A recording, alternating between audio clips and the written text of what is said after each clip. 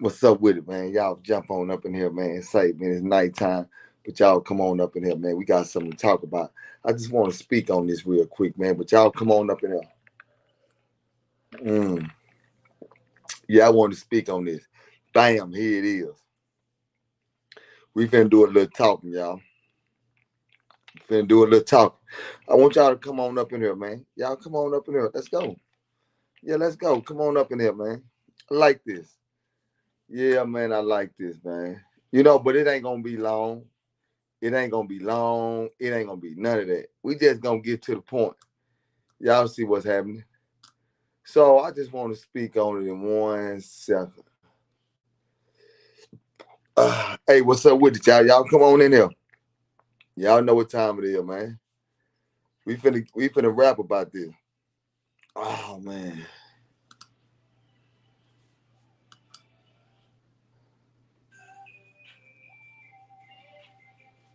Oh man. Okay then. Let's go. Come on up in there. Y'all know what time it is. Come on up in here. Push that like button. Y'all know how we rocking, man. Push that like button. Before we even get started, man, push the like button and let's get down to the nitty gritty, man. Yeah, we finna get down to the nitty gritty. Soon as this 2 minutes pass us by, we gonna get down to the nitty gritty. You coming up in here right now? Say, man, hit that like button, man. Cause this some good game finna get served. So hit the like button and we gonna rock. 2 minutes go by. We finna have some nice conversation. Cause I see what's happening. I see how people trying to create a narrative. So I'm gonna help you out a little bit. I'm gonna help you out a little bit, right? I'm finna help you out. Y'all know what time it is. Come on.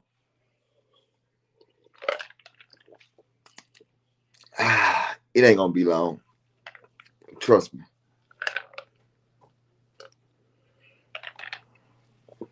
Okay. There you go. There you go, right there. There you go. Yeah. Say, man, look. Hey, man, I got on here for one reason, man. You know what I'm saying? Scrolling down social media. Scrolling down social media, I so happened to run across the life talk with Rainee. You know what I'm saying? I run across her, right? And I seen how she's speaking, you know what I'm saying, about whatever going on. Her and Duke Farrow on they speaking, you know what I'm saying? But one thing about it ain't no problem with you speaking on it. But then I see that you really were trying to put, you know what I'm saying, people that that's rocking with Charleston inside this little bowl. First of all, you attack Dr. O.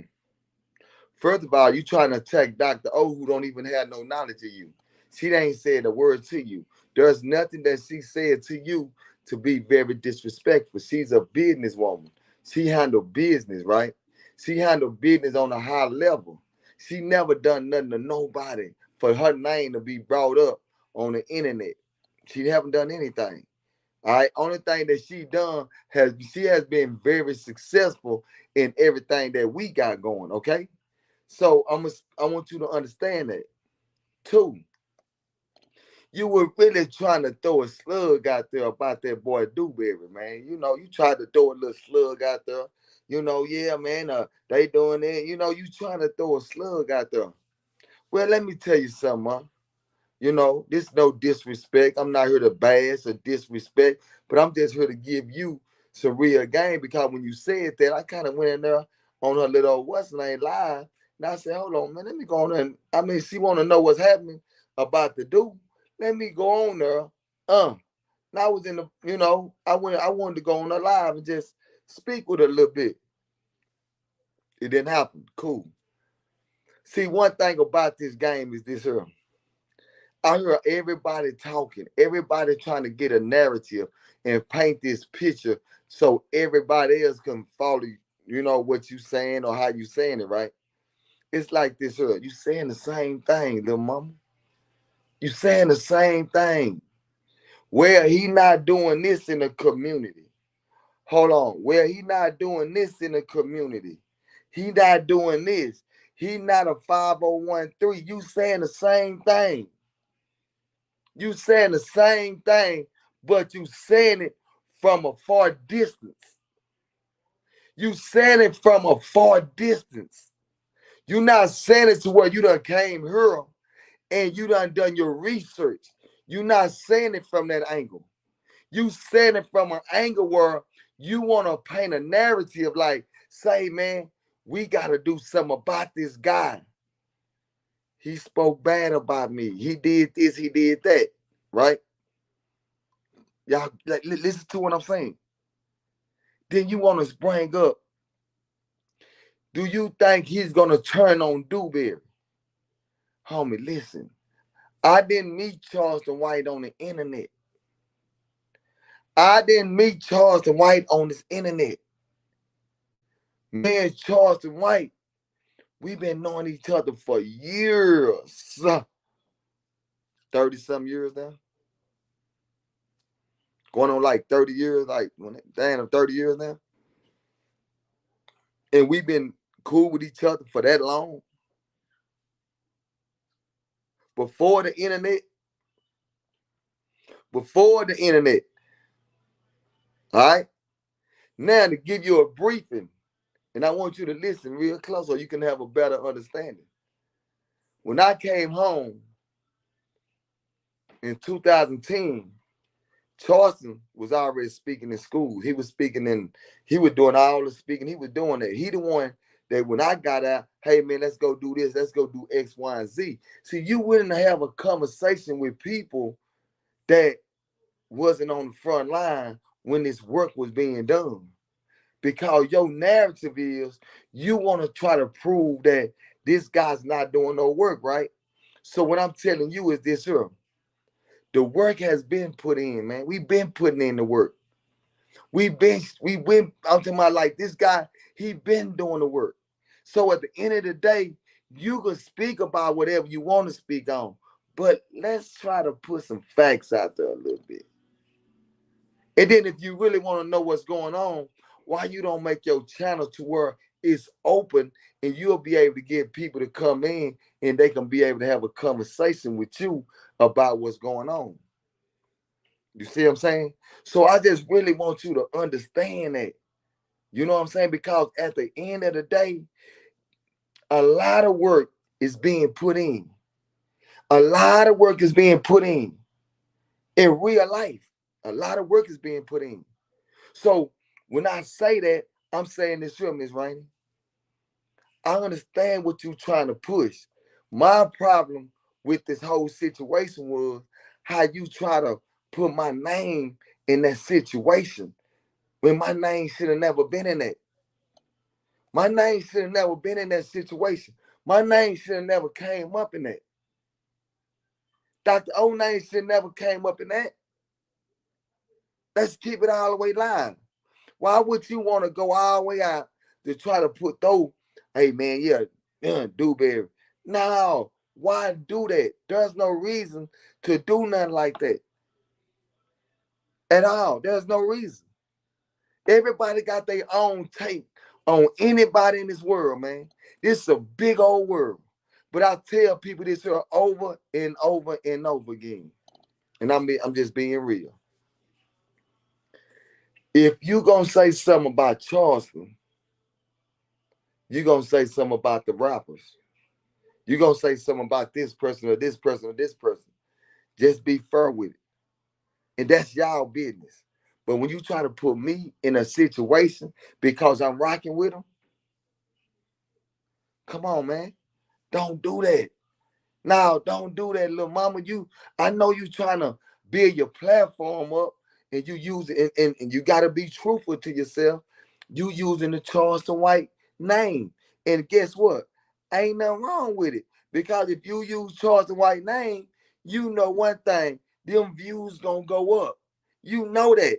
Your views gonna go up, up, up, up. You know that. Out of respect, you know that. You is very intelligent. You know what you doing. You know what you doing. So, but that's you. And I'm telling you, and I want your views to go up. I want you to get 1 million views. I want you to get that. But at the end of the day, it's one thing I want you to understand. You don't have to bring up my name. You ain't got to bring up Dr. O name. You ain't got to bring up none of that. Why? We haven't done nothing to you. We haven't done anything to you. We have never said a word to you. We never disrespected you. We have never done anything to you for you to automatically try to come out and, say what you saying about us. Like, come on, let's be real, man. That ain't that ain't how this game go, man. You know what I'm saying? You're gonna have a lot of people on social media. They're gonna have a lot of jokes. They're gonna have a lot of that's good. And y'all wonder why Charleston able to attack the people. Do y'all hear how people try to attack him though? So nobody's sitting here looking at how people trying to attack him. So he gonna attack back. It's just that he might attack a little bit too hard. That's all I'm saying. Let's keep it real, man. Let's keep it real though. So my thing is this here, and all I'm saying this here, and that's here to Miss to the little mama that was on us speaking sideways. I just want you to know this here. You know what I'm saying? And the only thing I want you to know is this here. I don't know you, mama. I don't know nothing about you. Uh, Whatever you got going on, keep going. But there's no need to bring up people's name that ain't said nothing about you. And if you thinking that because of what you saying, you gonna stop any kind of movement, it don't even make sense. It don't even make sense for you to even think like that. It don't even make sense for you to even think like that. You shouldn't even in your mind shouldn't even be thinking that you're gonna say something to stop the movement that's going on. Checks and balances finna drop. Oh, we gotta, checks and balances finna drop. It's getting bigger and bigger.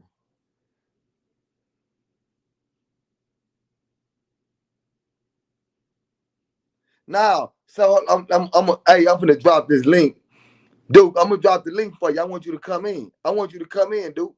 I'm gonna drop the link for you, man, for you to be able to come in and speak. But right now, I'm just speaking. But I'm gonna drop the link because I want you to come in and speak. You know what I'm saying? I'm gonna let you come in and speak. You know what I'm saying? How you want? I'm gonna let you come in. But because my thing is, I don't know Miss Rainee, man. I never in my life met her. I don't know her. I never ever. I don't. I mean, my thing is, I don't want to know her. I don't want to know her, man. I'm being realistic with you. So when she said the name, so my thing is, really? I'm like, really? So that's how you really feel? Okay, cool, cool. Cause my thing is, if you want to know about Dewberry because you brought Dewberry name up, man, I went in there.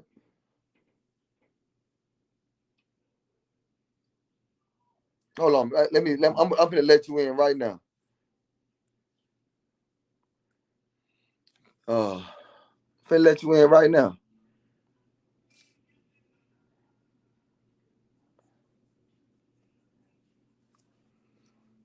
Yeah, I'm gonna let they go. I dropped that, man. Yeah, I dropped. I just put it out there, man. I want, what I'm saying. I really want Miss Rainey to come up in here and speak what she got to speak, cause she want to know about do. I want to tell her about me, and that's just straight up how it is. I'm just keeping it with me. I'm saying with me. You know what I'm saying? I'm saying with me. Dr. O ain't done nothing.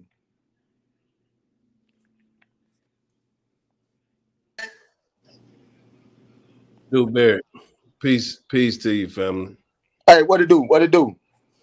Hey man, go ahead. What's Look, up, man? Cause listen what I'm I saying. I know mm-hmm. you having a dialogue, which is great. No, I know. That's y'all. Y'all having y'all dialogue, right? All right. But what I'm saying, what I seen with Miss Rainey, and I'm watching, because I'm telling you, I just jumped on her and I so happened to see. I don't know how it pop up on my thing. So when I'm Yeah. seeing y'all having this conversation, okay, y'all having the conversation where y'all been through a situation. You've been through Right. a situation with Charleston, Well, right? not necessarily. He created Uh, the situation. where you know what I'm Yeah, speaking yeah, on. yeah, yeah, yeah, Okay, yeah. so that's speak that situation train, whatever. Right now, what I'm saying is this here, which is cool. Which is cool. Which that's I look at it, I'm like, damn, it's cool because I understand what she doing. What she doing is she want to go get everybody that has a problem with Charleston and No, bring no, them on a no. She platform. didn't. She didn't even do that. I came to her. Okay, then that's my bad. That's my Yeah, bad. That's yeah. my I bad. came to Then her. Yeah, that's my bad. I yeah. didn't I She didn't ain't. know that. She yeah, yeah. Dewberry. She ain't on no malicious, man. When you start adding up, this don't sound right. Well, you keep telling people to go check just because she went and checked and seen that your hype LLC or nonprofit organization is not really official. I mean, it just is what it is. Okay. Now we speaking about. I'm gonna speak on that, right? Are Mm-hmm. we talking about an LLC and we talking about what Charleston done, or are we talking about the work that Charleston done in the community? Well, the past is the past, but the thing is, he responded to her with belligerence and bitches and hoe, whatever he said after that. So that's the only reason why she responded, because Okay. he talked like that. That's the only reason why she's saying what she's saying. Okay.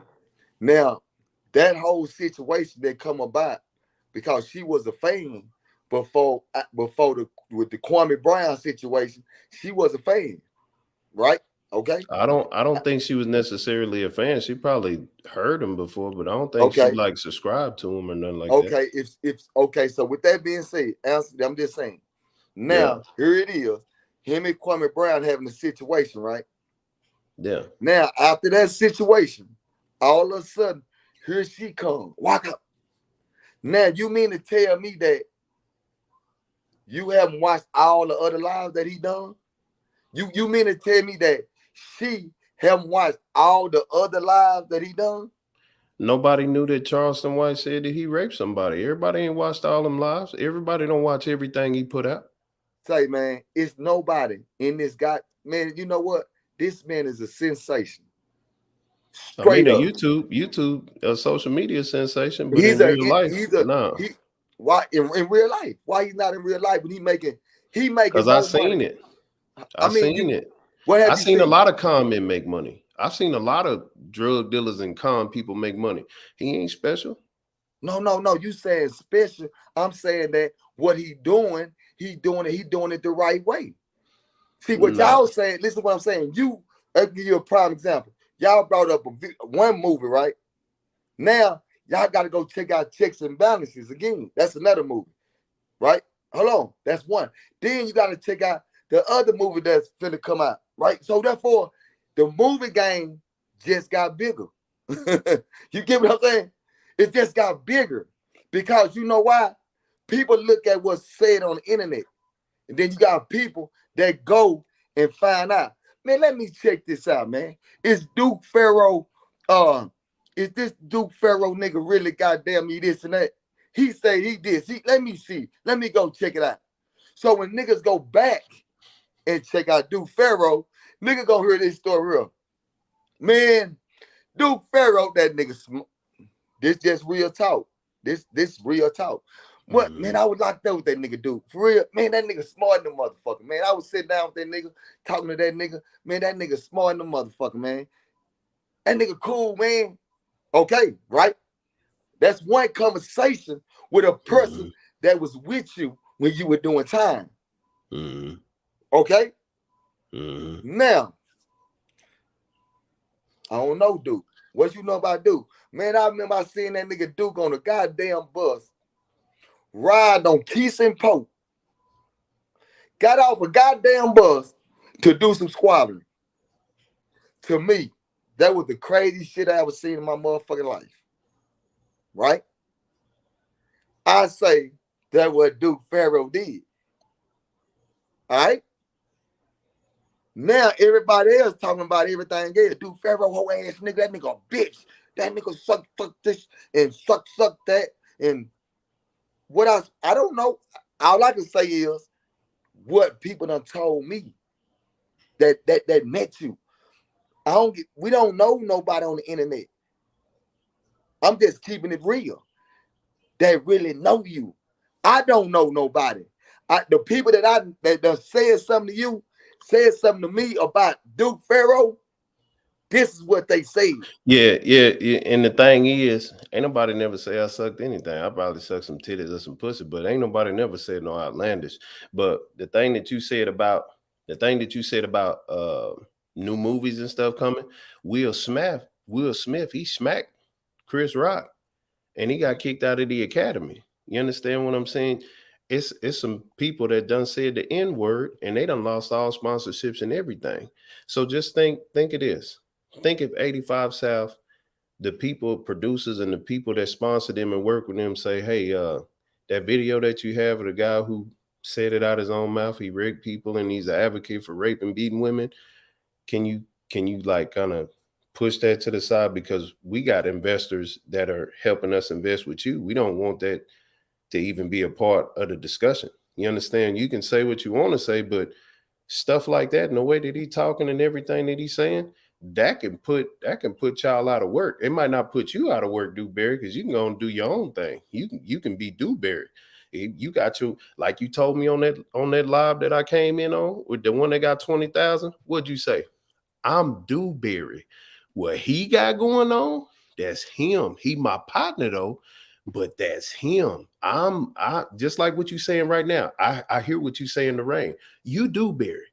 I don't got nothing to do with most of the stuff that he say. I understand what you're saying. You saying the same thing that you said when I came in the live, and then he finally came in there and just said all of the extra crazy stuff. The mayor, we laughing at y'all, but that wasn't even true. You understand? Yeah, I'm still doing juveniles and this now. I call and that ain't true. So the thing is, this could affect him more than it affect you. But You just okay, go ahead. that's what people want. That video y'all talking about on this is what I'm saying. On Say Cheese, I mean on 85 South, it said 2.3 million. Yeah, I mean, okay, that ain't what people want. That's just business, fam. That ain't what people want. We want to see people shine from our community, but I'm just saying how business works. Okay, this is how that's business how business works. You know how business works? Yeah. I'm gonna do a background check in real life, not on the internet. I'm gonna do a background check in real life and find out what's really going on. So when you got people that's doing real background checks, because you got to remember, 2.3 million people saw that. So you know that's views. That's just views. Listen to what I'm saying. 2.3. Some people could have been watching it over and over. Okay, you understand what I'm saying? Okay. We're gonna put that along with the Big Fat Podcast too. Okay, we're gonna put them together, right? So we're gonna say this here. Millions of people watch this. You know, there was millions of people went and did a background check. No, they didn't. That's millions of people that watch one video. Them millions of people ain't watched and heard everything that he done ever see it. You can't say that. You can't say that. You can't say that because you don't know. Okay, do you know that every interview he have is over 200,000-300,000 with anybody? I mean, that's fully understood, but there's 8 billion people on the planet, and about 1 or 2, maybe I say about 1 billion. Well, let's say 500 million to about 1 billion people are on the internet. So everybody ain't seeing everything that he's saying. Not these, because the mayor ain't even seeing what he's been saying. She don't even know. Are you serious? Are you serious? She probably seen the political stuff that he say. She probably seen the community stuff that he talks about, but she ain't heard every. You think the mayor got time to watch every video this fool put out? Say, man, this man is going inside of the. He is going inside of the. We know this. We know this. He doing what niggas ain't doing. But you think they got time to watch a video of him saying he raped somebody? You think they heard about that? You think they seen it? You don't think they haven't seen it? Let's be realistic. You ask yourself that question. So you think if Mayor Parker seen him say out of his mouth that he condoned raping and beating women, you think that people would be dealing with him? And then he raped white bitches and they now his friends on Facebook. You think that these white people gonna be like, you think they want to be gonna be associated with that? Is you kidding me? Cause know what, Barry, you too, man. You too smart. No. Check this out. Let's be real. Let's be real, fam. No. We been. Listen, that's why I'm sitting back and I'm letting you talk. I got Kevin Gray. I'm gonna let him talk. Hey, what's up with it, my guy? What's up? Hey. What's up, Kevin? Okay, my thing is, man, how can he how can Charleston say he trying to help the youth and we got a gun problem with the youth, but he's showing guns? Okay, are That you ready? You want me to answer that? bro, Dewberry. I try to rock with you guys, man, but that's the shit we gotta stop. That's the shit we gotta stop. Do you do if you on Facebook, Instagram, or Facebook, man, on the news feed, man, I seen two guys that were friends pull guns on each other, and one shot the other. Okay. This is an everyday occurrence. This is every day. That's the content. That's what we need to be talking about. Charleston White, he had a good message when he was on Facebook. He had a good message when he started. Okay. He need to tone it back some and do better. Okay. Because the culture, man, it's fucked up. Okay. It is, man. Now, And Charleston, he has a beautiful story. He beat the system. Okay, if he's advocating for the youth, he got to do better. Okay, are you ready? I'm let. That's why I'm gonna sit back and let you do all the speaking. Then I'm gonna speak. Go ahead. Let me know when you want me to. Okay, go ahead. Check game. Okay, for one, this the middle world, my guy. Okay, down in Texas, guess what? It's an open gun law down here. Okay? I feel you. Okay. The miseducation ain't with the guns. The miseducation is with the kids. The miseducation is with the motherfucking parents. That's the miseducation. That should be his message. That should be his message. Okay, now I'm gonna keep going. Now, with me saying that, right? Okay, Charleston White went to lower income, stop 6 area, and done something ain't no nigga ever done. Hold on. With them babies. All right? These is facts, no fictions. Now, Charleston White is still doing real work in real life. Okay, but what you think these ain't young no guys kid. What you think these young guys see when he pulling out his guns, telling the youth what he got for What a nigga are who you think hold they on, gonna hold run on. up on you? What are you saying about the rappers that's doing that? We can't do that no more. We cannot justify. We cannot justify our ignorance because the industry is doing it. We can't. I'm gonna say this again. Now, right. what I'm saying is, listen to what I'm saying. Listen to what I'm saying. We talking about Charleston White. What's wrong with him? Dewberry. He is a law-abiding citizen that have a license to carry his weapons. That's understood. Dewberry. Okay. You remember when he got into it? You remember when he got into it with the blood from California? And the blood from California, they was talking about fighting a whole lot of woods, and the blood said, "I smack you." He said, "If you smack me, I'll kill you. I'll shoot you." If this is a whole lot of woods, guns down, dukes up.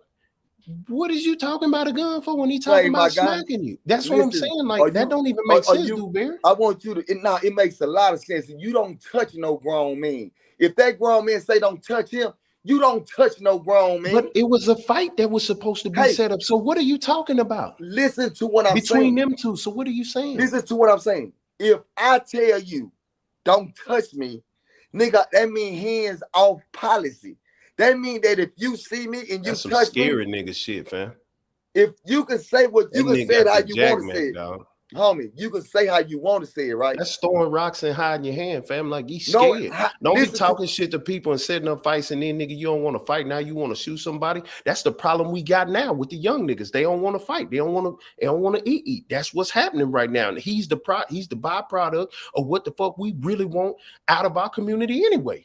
Now, what we want out of our community is that we got so many miseducated individuals in our community.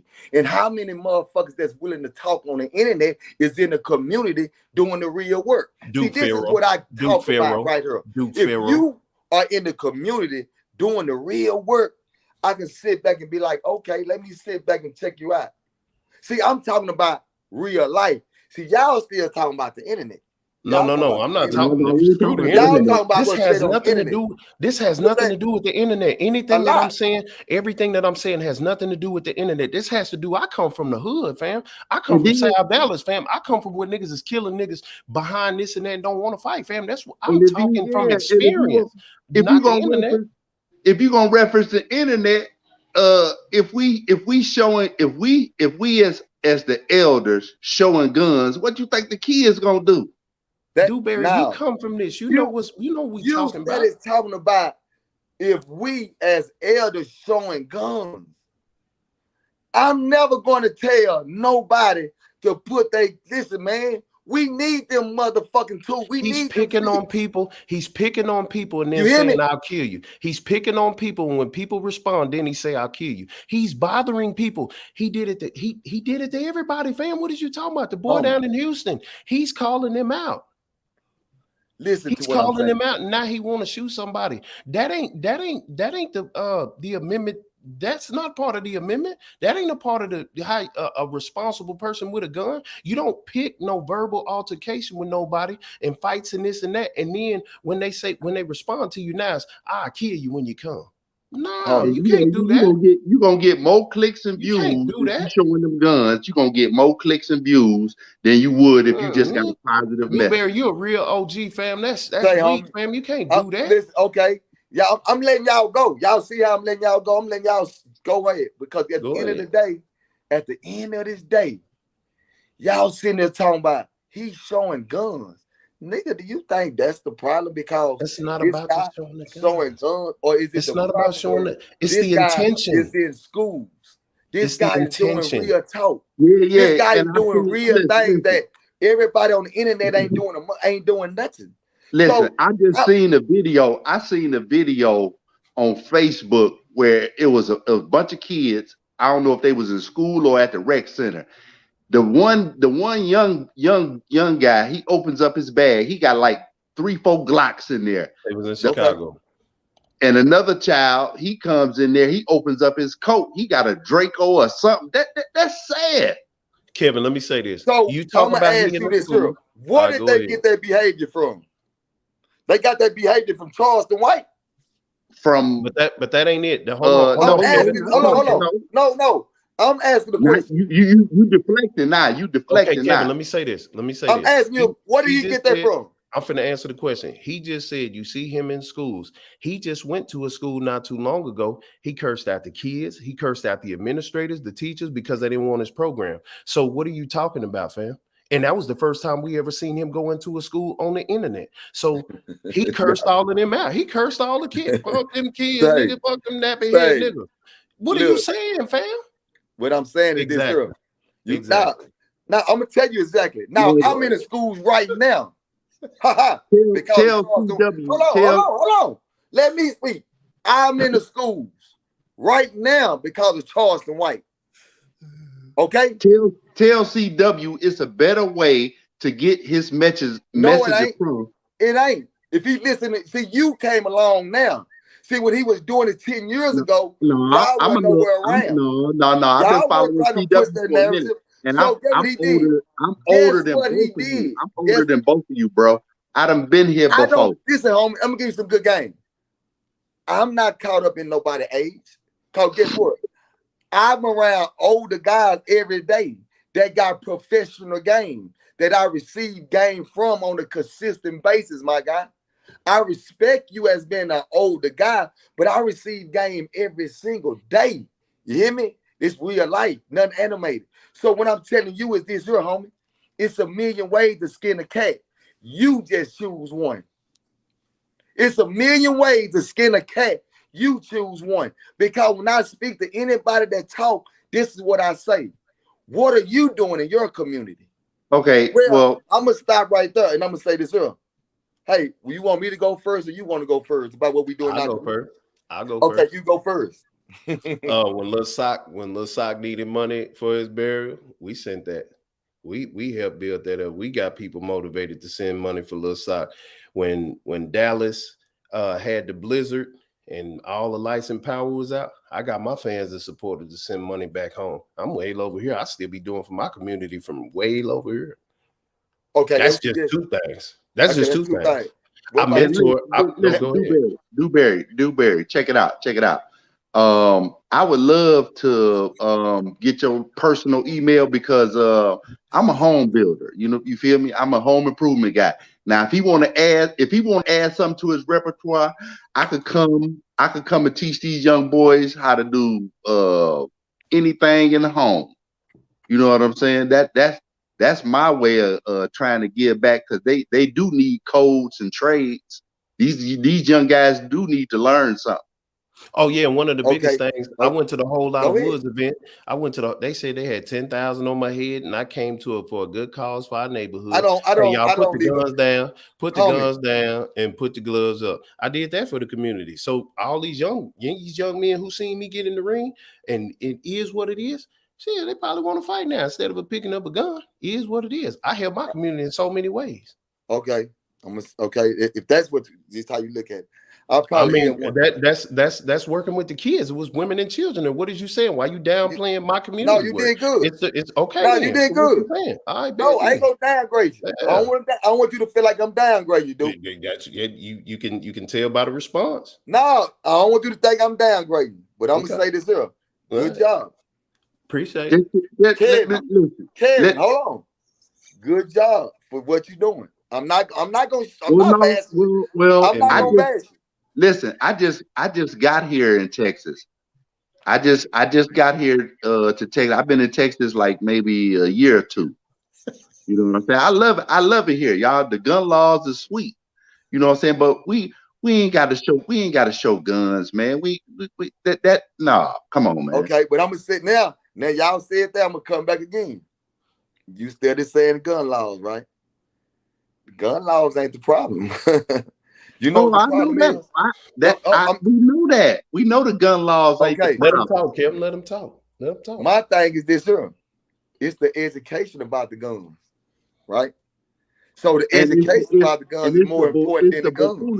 It's the buffoonery because I seen a video with CW. Let me talk. I seen a video where he was mad at, I don't know who he was mad at. Both of y'all riding together. He goes back home and get whatever gun with 100-round drum on it, and then he say, "Oh, they don't want to do nothing." Then he takes the gun back home. Okay, so what you trying to say? Man, that's the dumbest shit ever. I mean, what's dumb? What was the point of him going to get the gun? What was he finna do with it? I'm gonna say this, and I want you to pay close attention, kid. What was he going to do with the gun? Are you gonna listen? Because I'm listening to you. You, Kevin. Come on, man. I want you to hear me, my nigga. I want you to understand something, Kevin. Okay, we're close, nigga. We don't ball a motherfucking thing down here. Zero. Listen, we bought a month. Listen, homie. We don't buy a motherfucking thing down here. Zero. And I think that's what people need to get in their head. Get that in their head, first of all. We don't buy a motherfucking thing. Zero. Just get that clear. All right? Now, I'm going to jump on this. Say, man, at the end of the day, you got your own rights. You ain't got to listen to CW. You choose to listen to CW because you getting macked on.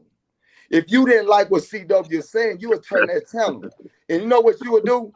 You would create yourself a voice, and you would be productive in your community. If you can't do that, then you don't have no power from here. Create your own platform, and you do what CW ain't doing. See, I hear more people talking about what CW doing, and my thing is, why y'all don't build your own platform up, and y'all can be able to do whatever the fuck y'all want to do. Everybody ain't. Listen, everybody ain't for YouTube. There's a reason there's a Duke Farrell. There's a reason there's a Dewberry. You feel me? Hello, everybody. How are y'all? What's up? Refuse to lose. What's up, baby? I really needed to tap into this. How are you, Dewberry? Oh, super great, super great, super great. Listen. But Dewberry, tell your boy to do better, man. Come on, man. No, I want y'all to stay. I want to speak to everybody. Yeah, go ahead, speak. I hear all sides of the story. I also understand that people have their way of delivering whatever it is that they are delivering to the people. However, I am a mother with a teenager. What you doing? And my child brought to my attention that Charleston White's video did come across our platform. Because of the whatever they call the aneurysm, you don't have to be subscribed. Certain things do show up. And I'm not saying this to knock him or anything like that.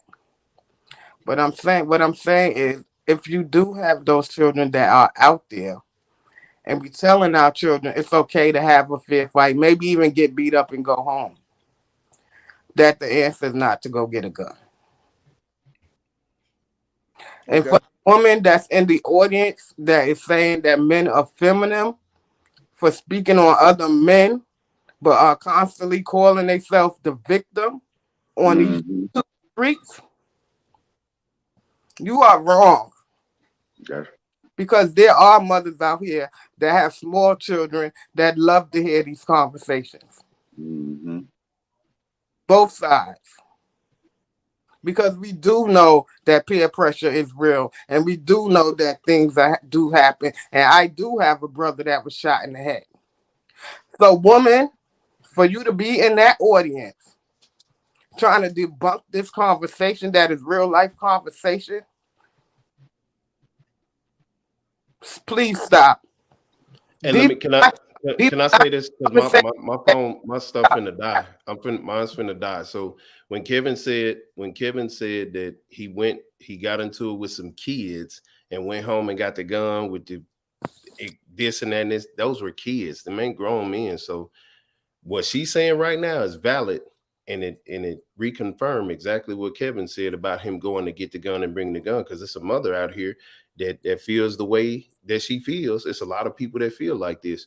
But man, I just want people to do better. Do Barry, I see you, your numbers up, you're doing your thing. Hey, big, y'all had this conversation. Happy Mother's Day to y'all. Thank I just hope that you know what I mean, we can have healthy conversations on here, not all the slander and disrespect, and just be real leaders in our community. I'm gone.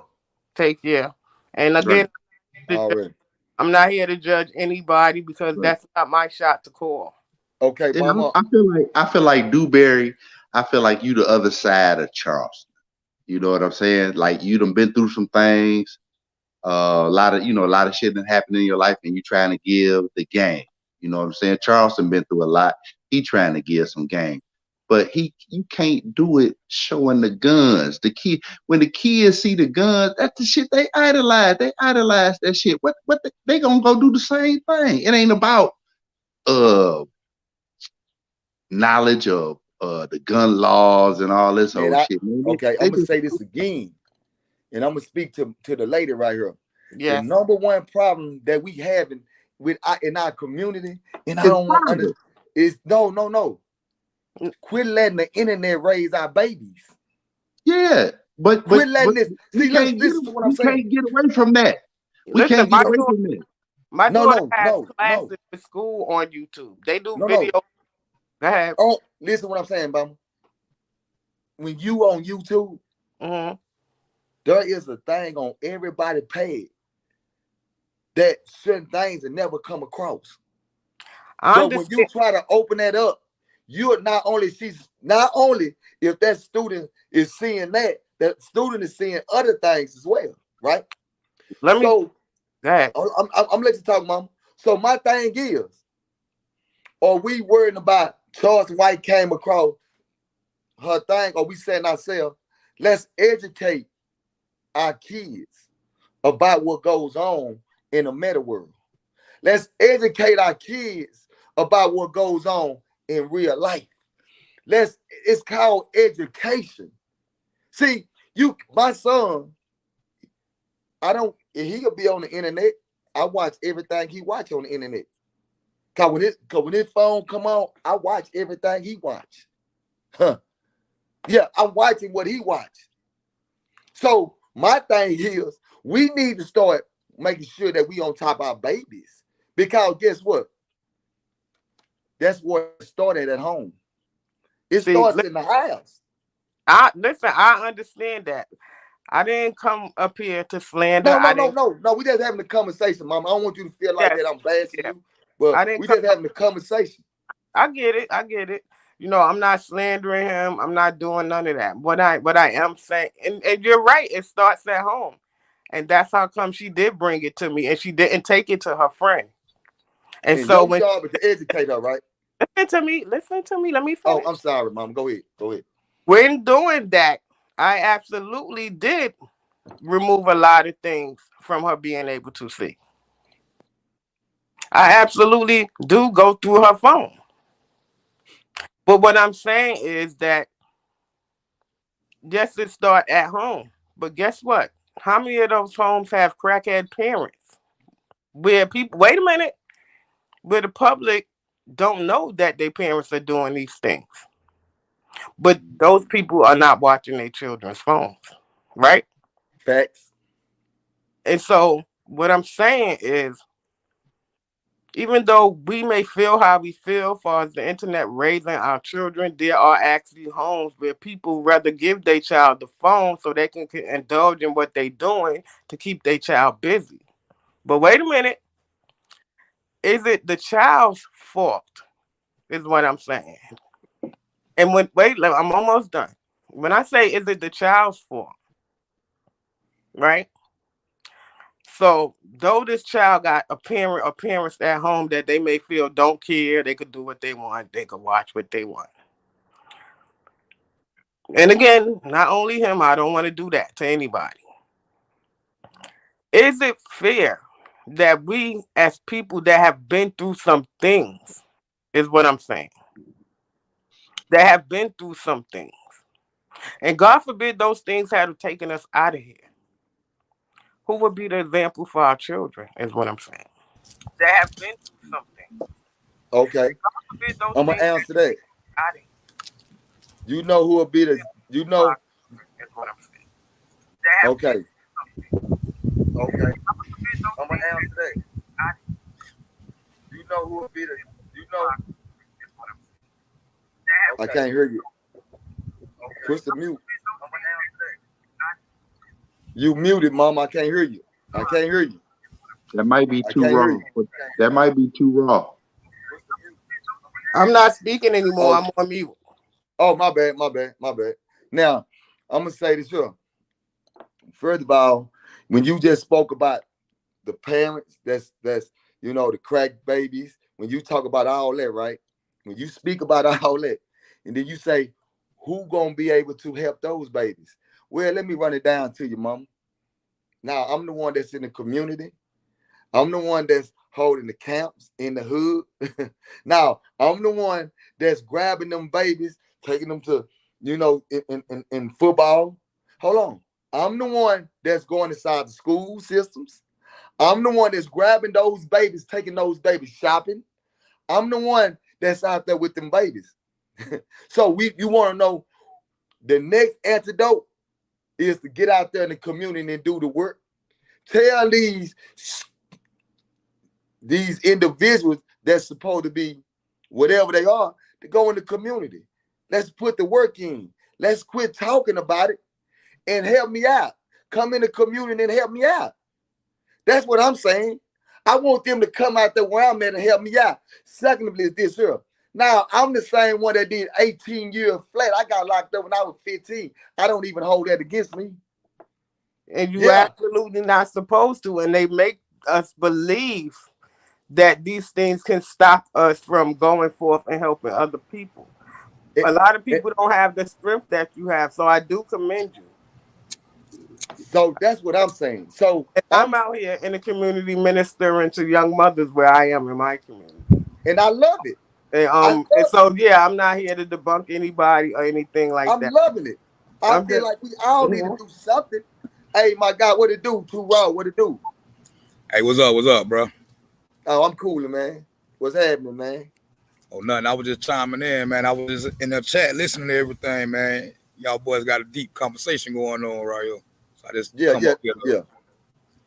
man. That's what I'm saying. I'm in the audience, y'all. Y'all go ahead. I like to hear the men talk this stuff. Thank you for having me. All right, happy Mother's all right, Day then. to you too. Appreciate Happy it. Mother's Day. Happy Mother's Day too. Thank you, appreciate it. Yeah, but like I just said though, we'll sit up. My thing, this is my thing. Everybody got their own strategy. My thing is, I can point the finger at all the kids all I want. But the question is, what am I gonna do to solve the problem? If I'm gonna point the finger, I need to go out and do the work to solve the problem. So my thing is, I'm not just pointing the finger at the kids. Oh man, they demons, they this. I'm out there in the community.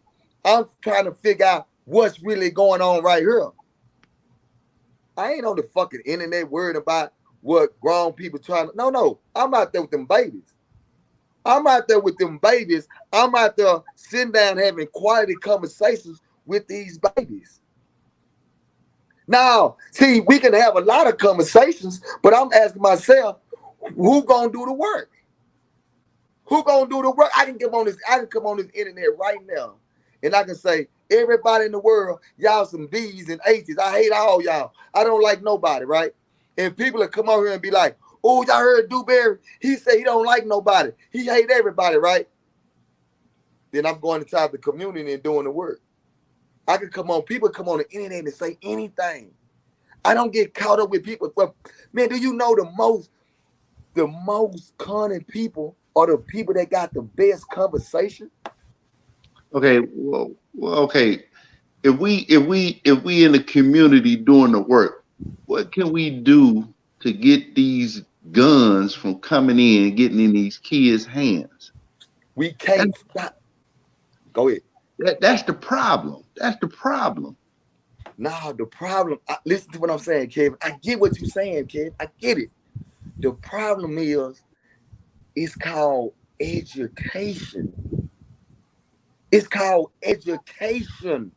Well, if it's education, then shit. As a community, shit. They need to take everybody need to take their kids out of school because the schools ain't teaching them shit. No, guess what, homie? I ain't gonna lie to you. The schools are doing their best, my guy. I'm saying that about down here in Dallas. These schools are doing their best. But guess what? I'm gonna give y'all the situation though. I'm dealing with a kid right now. I spoke at the middle. I speak at this middle school. But I test myself to this one kid, right? Mm-hmm. I test myself to this one kid. And you know why? Man, that kid came to me. And I spoke to everybody around him. And get what the kid telling me? I don't have no father. I don't have no mother. All right? His mother gone to the joint. He never knew his father. His auntie is not treating him with the love that he feel like he deserved. All right? I mean, I get that. Right? So that's been happening since the 70s, man, 80s. Okay, exactly. So now I'm just gonna break it down to you. So when he telling me this, right, I'm like, damn, it's hard. I done met a lot of people like him when I was doing my bid. So I'm asking him. So he let me know, like, yeah, when the big homie tell me to do something, I do it because I want to be accepted. He's telling me the truth. He's not lying to me. I feel you, man. I feel you. Now, I feel it. Now it's time for me to go to work. Okay? Now it's time for me to stop talking and go to work, right? Get what I do? I watch him. He got on dirty shoes, the shirt dirty, pants, and all the teachers told me this here. He ain't even disrespectful. He say, yes, sir, no, sir. He say, no, ma'am, yes, ma'am. He's not disrespectful. Sometimes he don't come to school, though. So I said, damn. It's the community. Man, yeah, it's a lot of right? It's a lot of stories like that, man. But some got to give, man.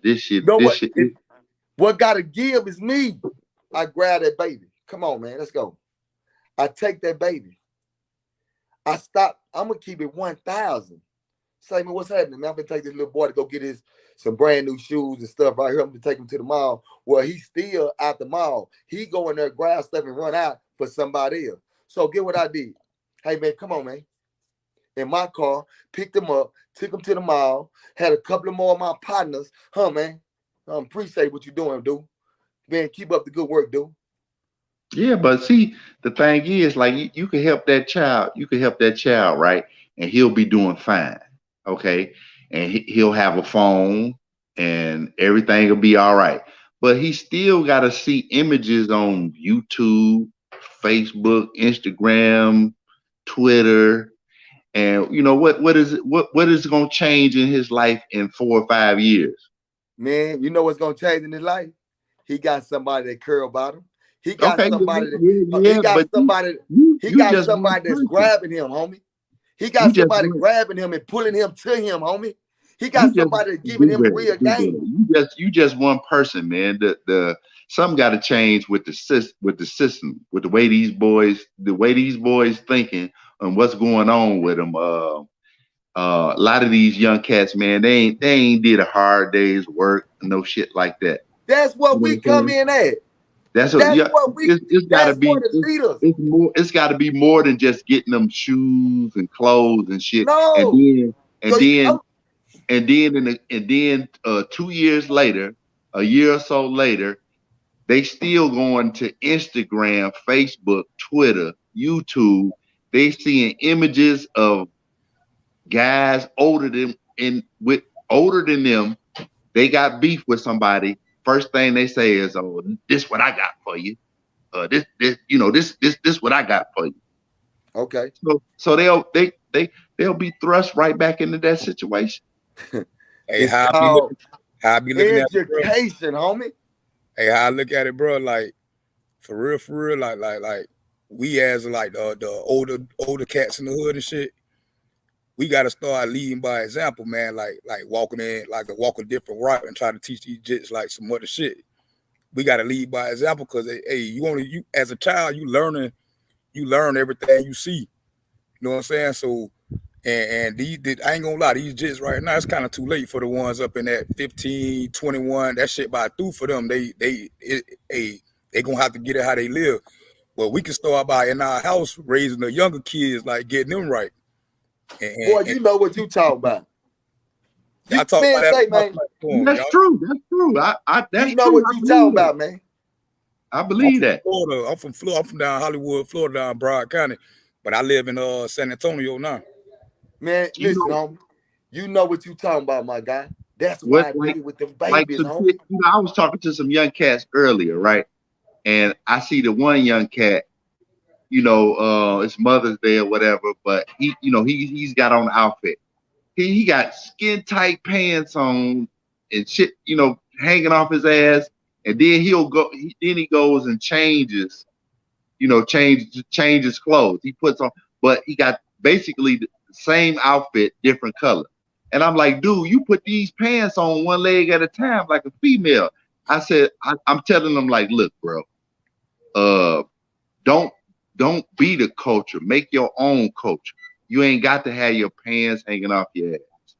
You ain't got to have all this bullshit, man.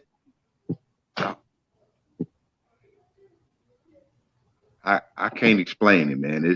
It's a lot. It's a lot of bullshit. My son's not like that, but the shit I see with these young cats, man, it's crazy. And talking to a bunch of them, they don't have fathers, man.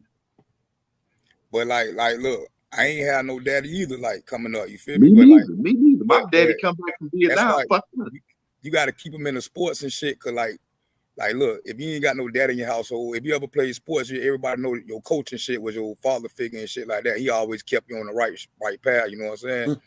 So we got to keep them involved in like sports, or boxing and shit like that. You know what I'm talking about?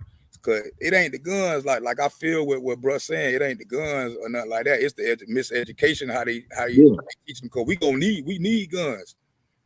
You know what I'm saying? We need them shits like for real. And shit. We need them, homie. We just need to educate our homie. Now I'm just keeping it real. I mean, I know what you're saying How many? because other races they teach their kids gun control when they 9, 10 years old. So yeah, I mean I understand it, but the way the culture is now is it's like we damned if we do, we damned if we don't. It been like that though. Exactly. So I say this here. I'm speaking for myself, homie. I'm speaking for myself. I jumped off the porch when I was young. All right? When I was young. And get what? Like I had a mother and a daddy. I didn't need a motherfucking thing. Man, my daddy been getting real money. My daddy been staying at the big houses. Guess what? When he tell me to come over, I used to be like, Dad, I don't want to come over. Because you know why? He installed certain kind of discipline in me to where I wouldn't do certain things around my father. See, my mother, I know my mother finna go to work. So that was that loophole for me to go out there and play around with these streets. I know that. By me doing that, it cost me 28 years. I did 18 flat off the 28. I know where I went wrong at, homie. But when I was with my daddy, I feel like guys, they have, these guys got YouTube pages, they got a large following, they gotta do better, man. We gotta do better. If we gonna educate, we gonna educate.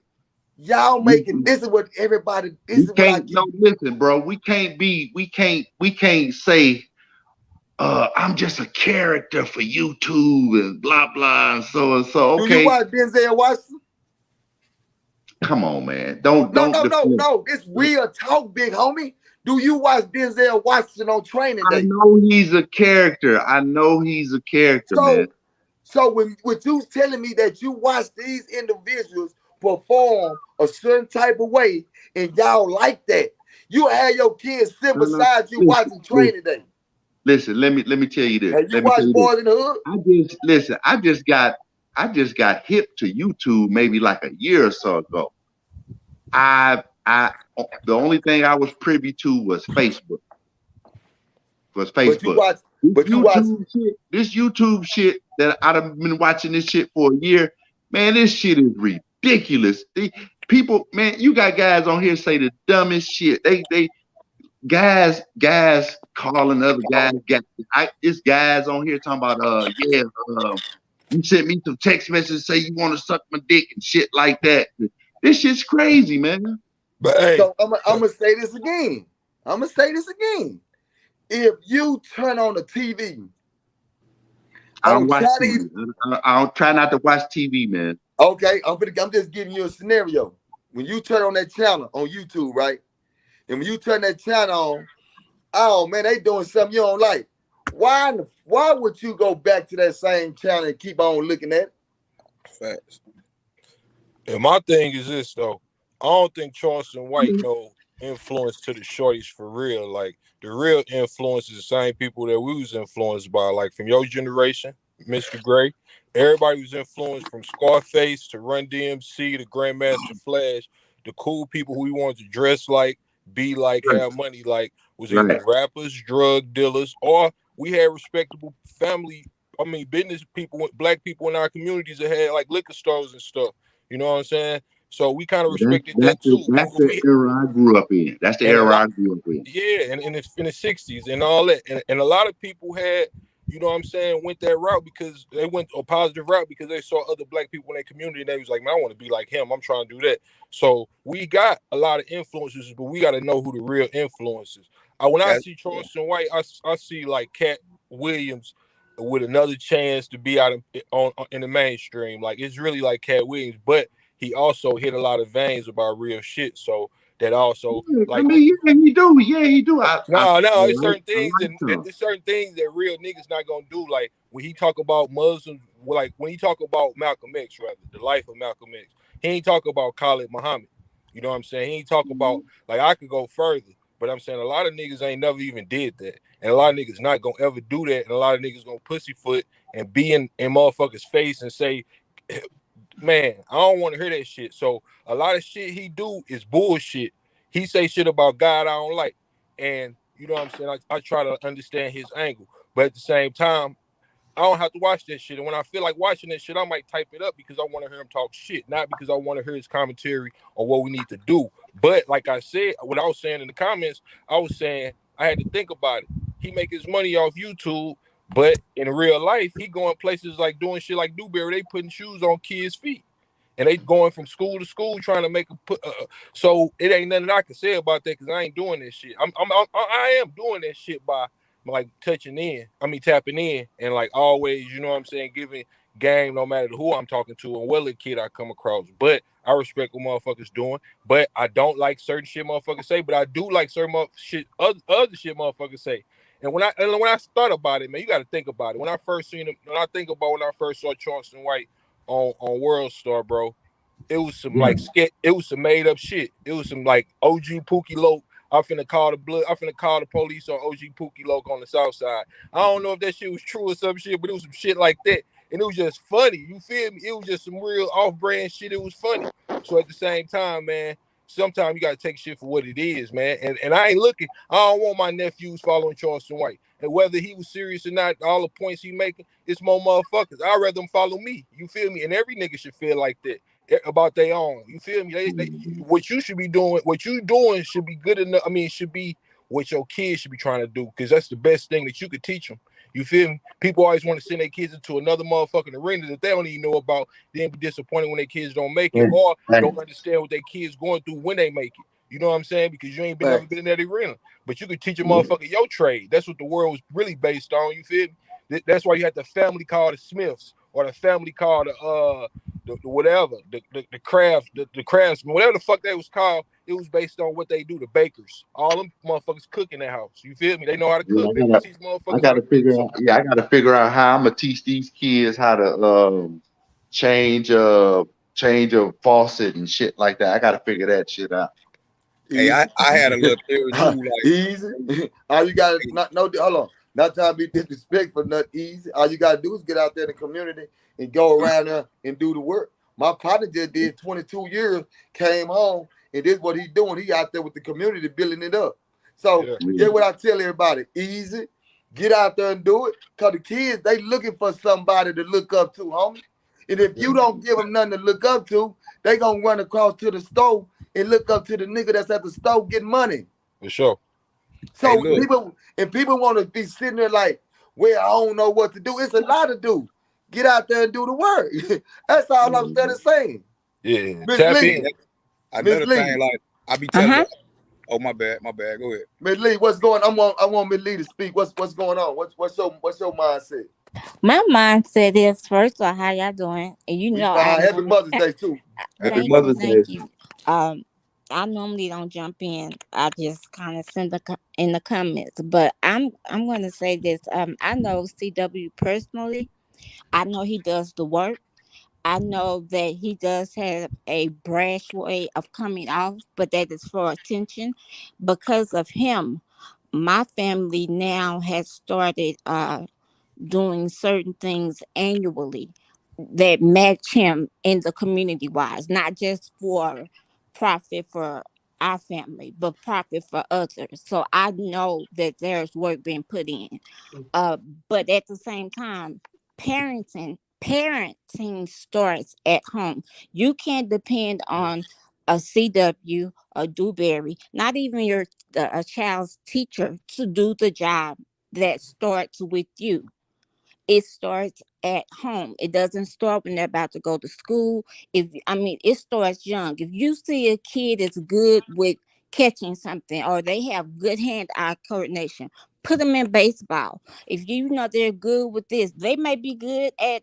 If they're good with a knife, or they're different. Teach them how to cut up meat, brisket, kill a goat. We kill goats in our family. Just different things. You see what that child is good at. I'm a girl. I learned to shoot a gun early in life because that's what in the country. That's what you did. I don't own one, but I know how to use one. All kinds, because I was taught that. But it didn't mean I became a card told. I'm just hardcore. It was just taught to me because that's just if you're going to be around it, know how to use it properly. But you have to parent your child. You have to see those things that your child are good at and what their weaknesses are, and then go from there. And if you come across a CW and you don't like what he has to say, I mean, tune it out. But if you really get the core message, it really is a message within there. And it can get lost in translation, but it's something there. And then sometimes it's just pure entertainment. You have to learn how to separate the two. But I can speak for myself. We come from the same community growing up.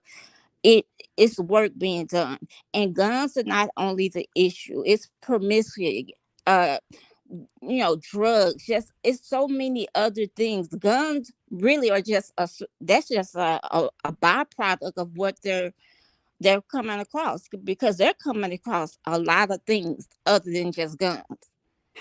Facts, mama. A whole lot of other things. But it is you, as whether you're an uncle, if you're a mother, if you're a grandfather, uncle, whoever you may be in that child's life. If you see that child, you take them and pull them in. And if they have a strength, some people have born warriors in them. They just may be good fighters. If they're a good fighter, put them in boxing, teach them how to use their skills. Some people have warrior spirits. They maybe belong in the military. That does not mean that they're, bad. Teach them how, put them in situations where they learn to conduct themselves when they have those tools that can destroy. That's all I'm saying.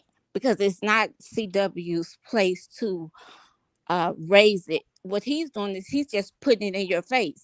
And sometimes I think people get a little bruised or abrasive because it's true. It's true. It may not be true for you, but somebody that it's true. And Facts. it's not, and it comes off like that. But if you sit down and have a one-on-one talk with him, he wouldn't sound like the CW you see on TV. But like I'm saying, I know for a fact, because of him, my family is entering our 8th year of doing something every Christmas and Thanksgiving for different people in the communities, just based off helping Charleston when he first started doing things. So you have to get to know the person to understand the message. But it's not all just guns, because a gun don't do nothing. It's the people that do things with guns. A gun is just a gun. And that's just, it is what it is. It don't do no more than what you do. So if you don't teach your child about, hey, son, I know you at this age, you may wake up with a morning wood. You don't have to talk to your kids about that. Your body may be doing this. I'm going to show you what you need to do. If you come across this is what you need to do. Don't go back to drinks. Different things. It is so much more than just guns. And people get lost in this translation. Be a parent to your children or a child when you, just at all times, and when you see it and you catch it as early as you can. And if it's a weed, you pull it out. If it's a seed, you give it a chance to grow. And then it evens this stuff out. The blame game lowers. It lowers itself because you're there, you saw that, and you were able to correct it, redirect it, or withdraw it at the proper time. And they might not be a killer or this or that later on because you caught it so early in life. And that's just my take on it. I really do appreciate that. Go ahead, big homie. Hey, bro, like another thing, like I be telling people too, like I got 7 kids with my wife, man. We got 7 kids, dog. Look, we got to start telling our kids we love them more often too. Like, man, a lot of people don't tell their kids they love them all the time, dog. Cause like you don't want your kids to go out there looking for love in the streets and shit. Cause that's where they gonna find all the fucked up wrong love at. You feel me? We gotta start telling your kids you love them more often, hug them more, show them love, man. Cause that's what they be looking for when they go out in the street. Almost every nigga that I know, when I watch videos and shit, it be like when you see, if you watch gang interviews or some shit, they ask you why you joined the gang. Almost 90% of the people say, "Oh, I was out there looking for love." You know what I'm saying? We gotta Facts. start telling our kids we love them more often, dog. Like these kids Facts. running around here acting like this because niggas ain't nobody tell them they love them. They Facts. think gang love them, man. You know what I'm saying? That shit is crazy, dog. And another thing I be telling these young niggas too, like man, like y'all can go to Job Corps, that shit free. Imagine the gang. If you got a gang on the block, right? You tell these little young niggas, hey, it ain't hard to get an LLC. So go get you a trade, brother. Like you can go to Job Corps, learn a trade.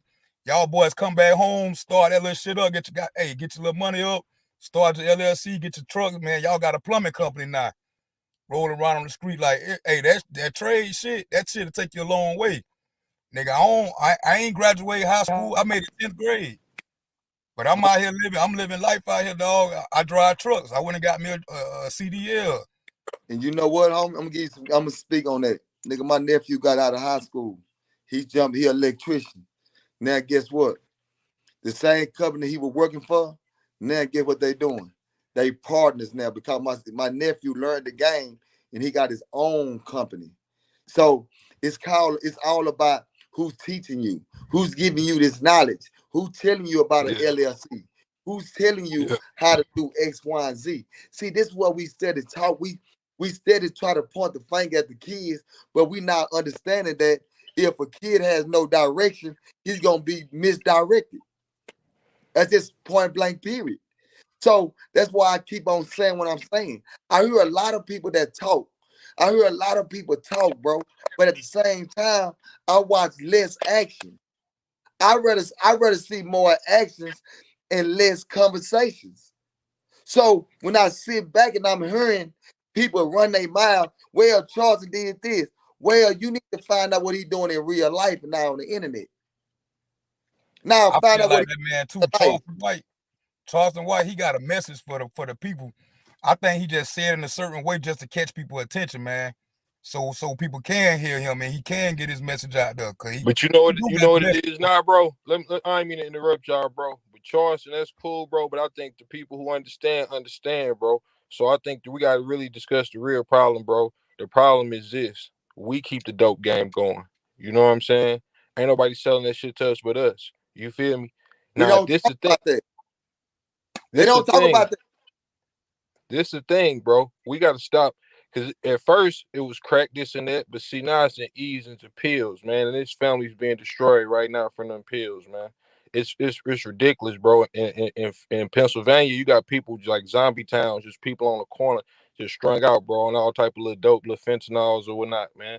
So at the same time, bro, this is what happened to America. Like we can't just be victims of that because all this stuff is put out here for us to fall victim to it. Now they own falling victim be a process of the game. We not process like they know they ain't supposed to be out here.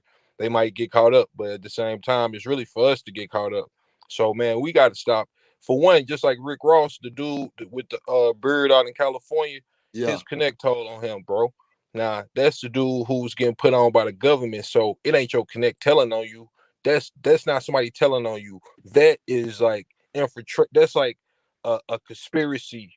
You know what I'm saying? That's like a whole different level. That's like, man, they got it from the government, and then they told the government that they working with you.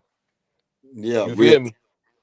So that's not snitching on you. That's like the government knew from day one they was giving it to him. You know what I'm saying? They had to, man. Come on, man. You think they ain't gonna watch who he making rich? You think they ain't gonna watch where he putting it? He Now putting what? it in that man's hands. So we got to stop selling this shit, bro. Now Then the OGs at this. I ain't trying. Nah, if you got something to say, but look, the OGs, I feel where they at, bro. All the OGs everywhere nationwide, bro. They really want to stop. Like, man, one of my OGs was telling the nigga, if you ain't sold dope by now, it's too late. And that's where everybody from pills to syrup, stop selling each other syrup. Stop getting prescriptions from motherfuckers. Stop getting your auntie prescriptions. Stop bubbling to that lady, man. This shit turning into crack. And we losing motherfuckers, not just OD, but just the caliber of person they is. They losing their teeth. They losing their credibility. They losing their ethics, bro. They losing their name over this bullshit over dope, bro. You see what I'm saying? Well, we losing our people when we doing it, bro. And it ain't enough niggas getting rich to justify it. It can't enough niggas get rich to justify it. You feel me? It ain't facts. us, bro. Eminem started off this shit. At first, it was absurd. When Eminem was talking that pill shit, niggas didn't feel Eminem because motherfuckers like, we don't do pills.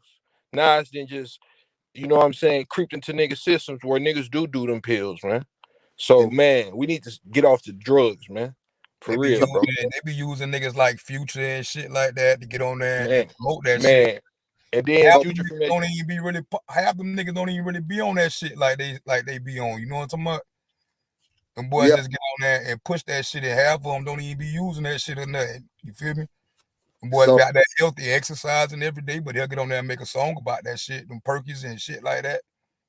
So my thing is, what's the real problem? We see that I'm here because I hear so much rhetoric. I hear people get blah blah blah, and I tell everybody, man, it's the real problem. The real problems come in when it's the beat, it's the sound, it's that beat, homie, and what you say behind that beat. What you say behind that beat. All right. Now, what's the real problem? Nobody want to attack that. And the reason why nobody want to attack that is because they have so much publicity. The money, them youngsters, money stacking tall. Guess what? And you got people that's in high positions that's doing one thing. Guess what they doing? They pushing that narrative out. They want you to talk about using pills. They want you to talk about using pills. They want you to sit up and talk about this. They want you to talk about drilling. They want you to talk about that. They gonna use their platform to push it out. So when they push that music out, guess what? It sounds good to us. Them youngsters, it sound good to them, homie. It's a beat behind it. We don't have a beat behind this message. They not giving me no deal. So when they gonna put me on World Star, where millions of people gonna hear me say, homie, this shit that y'all trying to chase is fabricated. Y'all don't want to go to prison. Y'all don't want to go do this here. Nigga, it's like separation in our culture. And I hate to say this. Nigga, us as blacks, we are becoming extinct. And a person to look at me and be like, damn, dude, what you mean by that? Well, let me explain to you what I mean by that. We knocking each other off at a rapid pace. In every city, every state, every neighborhood, we knocking each other off at a rapid pace. Come on, homie. This is reality. Nobody want to speak on that. But I say that this is what I say. Reality is reality and real is real. If we don't educate our people, we're going to lose our people. If we sit down on the porch and don't pull them to the side and have conversations with them, guess what? When they get to a certain level, you're not going to be able to talk to them because you never built a relationship with them. That's why I did with them babies. I coach them kids. You know why? I'm building them kids up. So when they get older and they do jump into that street life, I got a relationship with them. And that relationship is what's going to get these babies to another level. What up, what you do, man? Salute to you, man. First of all, little man, happy birthday, little man. You know what I'm saying? Hey, man, your dad is a real trooper, man. Happy birthday, man, to all. Salute to all the mothers, man. Superheroes. I call them superheroes. Mine's not here, but she definitely was a superhero to all the women out there, man. It really, you know, no matter what, man, you never doubted your kids, man. And even the Brendas. I say the Brendas, the ones that Brendas had the babies, you know what I'm saying? Because these boys wouldn't be here without that. So, you know, and I'm listening to your conversation. I want to salute to all the black men on the panel. You know what I mean? So, salute, bro. But yeah, man, we just having good dialogue, man. You know what I'm saying? Yeah. I come on here. I let everybody come on here and express themselves. You know what I'm saying? They whatever they had to say, come on over here and speak. I'm not trying to belittle you, but at the same time, don't think that you're gonna just come over here and say something because you and your feelings, and I'm not gonna Right. be able to say nothing back. You know what I'm Right. saying? I'm just Right. keeping 1,000. Now everybody ain't gonna look at life the same way. That what makes us so different. But Right. I feel like at the end of the day, we still have a number one goal, and the number one goal is we got to stop the destruction of our own kind. That's And a fact. if I'm sitting here and I'm gonna say, man, well, however you go by getting these kids' attention, bro, do it. However you go by, man, do it because we need help, homie. I feel like everybody have a part to play when it come down to cleaning up this destruction that's been infiltrated into our mind. No, Yeah. you're right. It's Well, you're been right. infiltrated into our mind. Oh, I'm not trying to cut you off, Cross, right? No, go ahead. Do your thing, dog. But I say this here, homie, and this is true. I go all the way back. Y'all go all the way back to Colors. Y'all remember Colors? Yeah. Hollywood gave us colors, homie. Hollywood gave us colors. And they made colors go mainstream. Right. Then they backdoored it. Right. They gave us the New Jack City. Man, say, man. Yeah, New Jack City. Homie, they gave us the New Jack Cities, homie. Mhm. Homie, hold on. Then they came back. They gave us the Menace to Society, Boys in the Hood. Before that, they gave us what? When everybody wanted to be a dope boy, they gave us Scarface, man. No, you're right. You're right. Homie, let's keep it real, homie. You're right. And what we doing now, we giving each other paid in full. You feel me? Exactly. We glorifying Rex. You feel me? Yeah. Glorifying Come on, motherfuckers homie. killing- Let's keep it real. No, you're right. And people don't understand, like you even said again, like even before, to go back before you said about how people don't want you to dress or something when they get emotional, right? A lot of it got to do with not having a male figure. That's why I said I wanted to salute to your young man, because again, a lot of these boys ain't got no male figure. So they coming on these platforms and they don't know how to express themselves. So they come in with a bunch of anger. And instead of them trying to hear both sides of it, they've already then shut off their mind of what they already assume or what you think. And this is the question that we always do, especially as black men, because we so prideful. We want to assume what the next man thinking because we done been through something. But the question is, we never ask why. I mean, why you feel like that? Because a lot of times it's just logic going back and forth. When there's emotion, it's like if you arguing with your girl. If you argue with, you'll never win because it's emotion versus logic. So we got to get back as men coming on these panels and being able to have dialogue, and we can come to a medium where we can agree to disagree. Everybody ain't gonna agree with everything, but I can't stand the fact how motherfuckers come in and jump on your shit. It's yours. You created it. You started it. Even if it was gonna fail, you still did it. But come on here and tell you about what you need to do and how you need to get your shit together.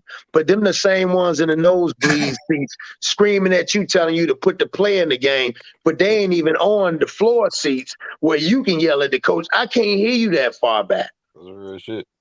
You know what I'm saying? Miss Crystal, what it do? Miss Crystal, what it do? Miss Crystal, what it do? My bad. Can y'all hear me now? Yeah, we can hear you now. Yeah. Oh, okay. Hey, I just wanted to jump on and I just had a couple things to say about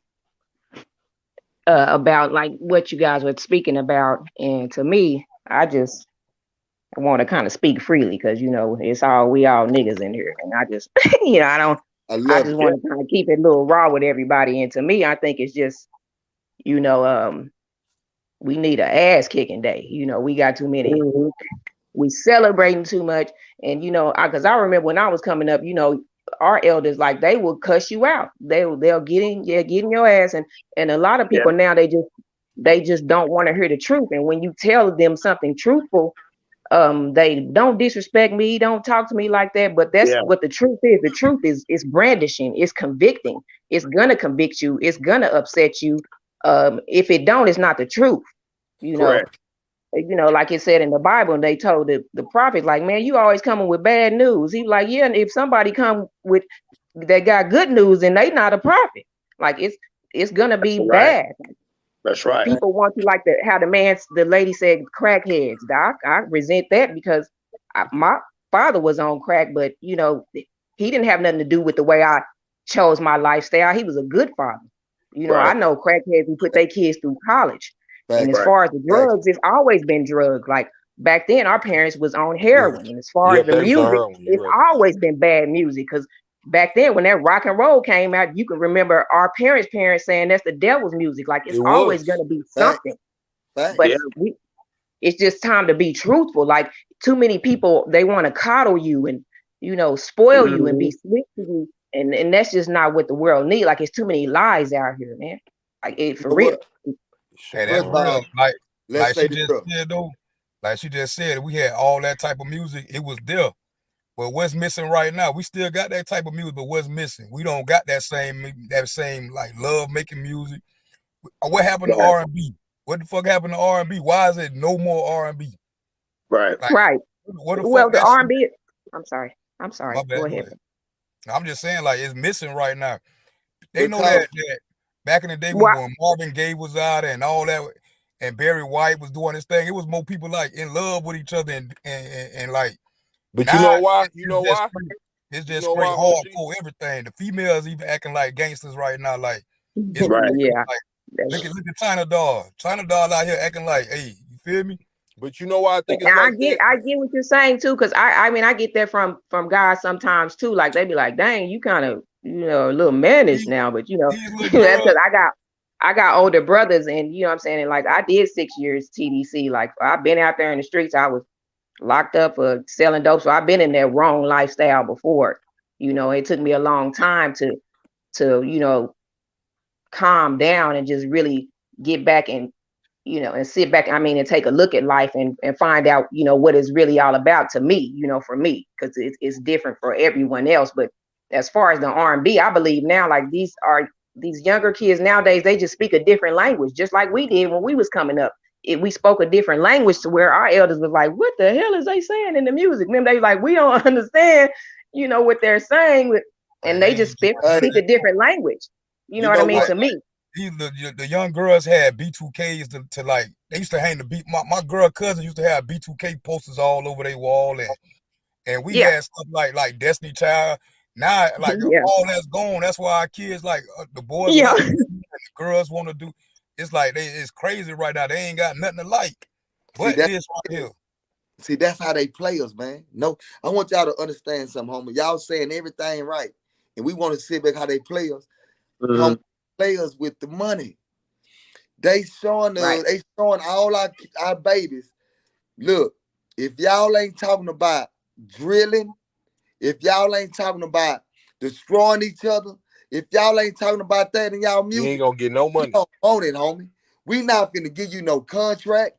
We not finna give you no deal. We not finna do none of that. It's so bad to the Right. point where right now they saying that we don't want to sign no older artists. We want to sign young artists because young kids are easily be manipulated, homie. Right. Exactly. Exactly. This Music is is where Exactly. music. the game is starting right here. Why is the hip hop world is the only music where they care about your age?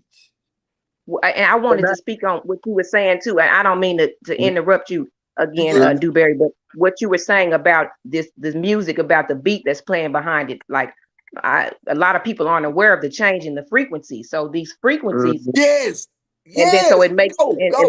and they don't know that what they're hearing is programming, okay, into your brain. So whether you're consciously or unconsciously paying attention to it, it's downloaded in there, right? So that frequency that they changed, you know, that is they're doing it through everything, through your commercials, through the advertisings, through all kinds of, you know, things where you think you just listening to a beat and not really knowing that it's actually programming your brain. But see, that's where these kids need to get more around their elders. Because see, when I was around my elders, when I was growing up, by all my elders, they were dope fiends, they was hoes, they sold dope or something, but still that they weren't stupid people. They were still prominent people in my hood.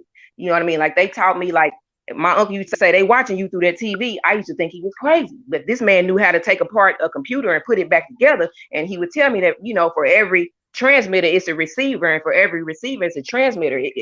That's the only way it works, right? So, and then like my aunties, they were all into the Bible. Yeah, they was hoes, but all they did was walk around quoting, Bible verses all the time. Everything you had something to say, they had a Bible verse that'll go to it. They might say a cuss word with it, but they would always teach me, like, that music is medicine. Like, that's what that word means. It's amuse. So Right. Hey, The we're question I literally got for you, listening. when you look at the question, country music too, go they ahead. still talk about love and stuff like that all through that country music. But Right, Yes, but I got got a question. Oh, my bad, bro. I just got a question for Crystal. Like, she even mentioned something before, and I think my homeboy, I did a podcast the other day, and my homeboy said something like, because we all done been there. We all done got in trouble. We all had, back in our days, we all had family like that. And then you said one thing, too, that we all done agreed with. We all have been locked up from one place or another. But then you said something powerful. You said as you got older, you started understanding, and even though the people that was around you was negative, there was still that inner morals. I think where we go wrong now with the kids nowadays, they don't have that morals, because we all had family that smoked dope. We all had that, but it was right. something about within us that we felt bad.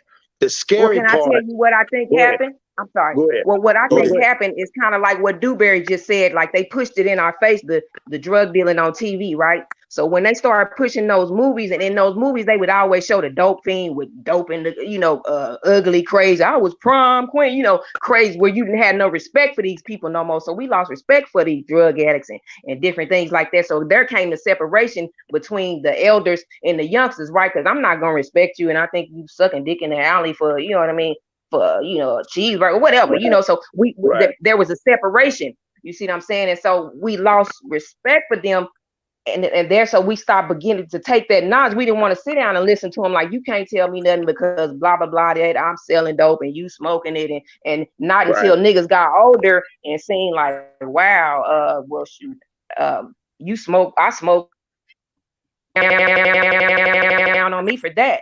Or or just see somebody and be like, dang, well, this woman lost all her sons, was killed by the police, she was raped as a child, she did this and this and that, and that's why she smoked dope. Like, so until I went through my own trials and tribulations in life, and that's what made me, stop looking down on people, like, dang, you know what, that could be me. Like, and even though they are doing what they doing, that don't make them a bad person, because you got to judge a person by their works, like how the man was saying about Charleston, where he say this and he show that, but what is his works doing? Because God say you judge a man by their works. I don't care what they saying or showing you. You judge a person by their works. And you know to what? Me, and Not that's to just cut you off, right? I had to call up here and say that, because when I first watched the TV, it was just Dewberry and like two people on her, and I'm like, now they just ain't finna put their pants on backwards and get on her and jump on Dewberry now. It was crisscross, and I didn't like it, so I had to get on her. Appreciate that. Say, but I'm gonna get off. I love y'all. All right, happy Mother's Day Salute to you, Crystal. Hey, I'm gonna give y'all some game, right? She just hit some jewels, I can't even hear anything. I don't know what I did. She hit some jewels. When I said she hit some jewels, I don't know if nobody caught it or not. But say, man, she hitting jewels, man.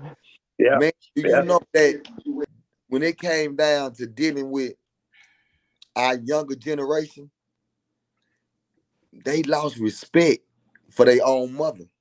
They lost respect for their own father. Their father got strung out, might have been a hustler, went to prison. Mama might have got strung out on drugs or hoeing. Y'all get what I'm saying? For sure. So now you got kids that don't have respect for their mother or their father. So now we dealing with kids that sitting back saying they self, I don't want to listen to nobody. Right. I don't give a damn about no OGs. I don't give a damn about no big homies. Nigga, I just give a damn about surviving. You got a small percentage of youth that see that kind of stuff, right? And they say, man, I gotta do better than this here, man. I gotta do better than this here, man. I gotta do this for my mama. I gotta do this for my daddy.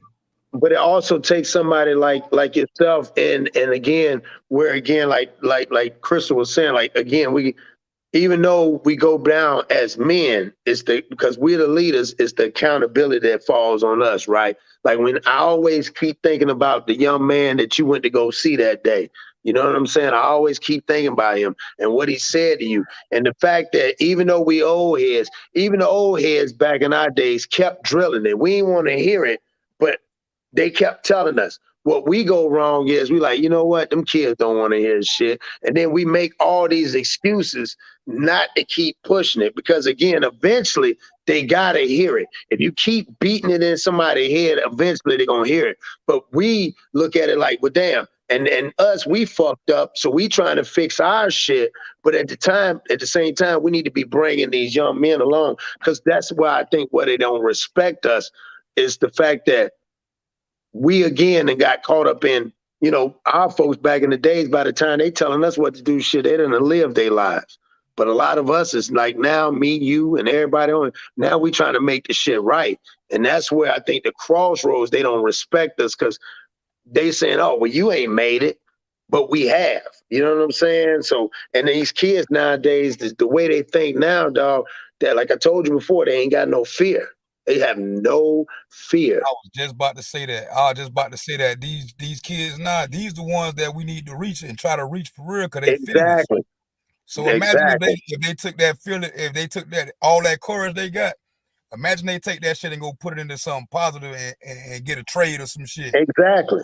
Exactly. Yeah, they fearless. They ain't scared of nothing. We used to be like, oh shit, nigga, I ain't finna do that because hey, I'm gonna get my ass whooped at the high. They don't care about getting their ass whooped now. Yeah. They beat their ass like a motherfucker. They gonna go right back out there and do the same shit. And Well, then think about as people, we gotta stop being like saying shit like goddamn oh,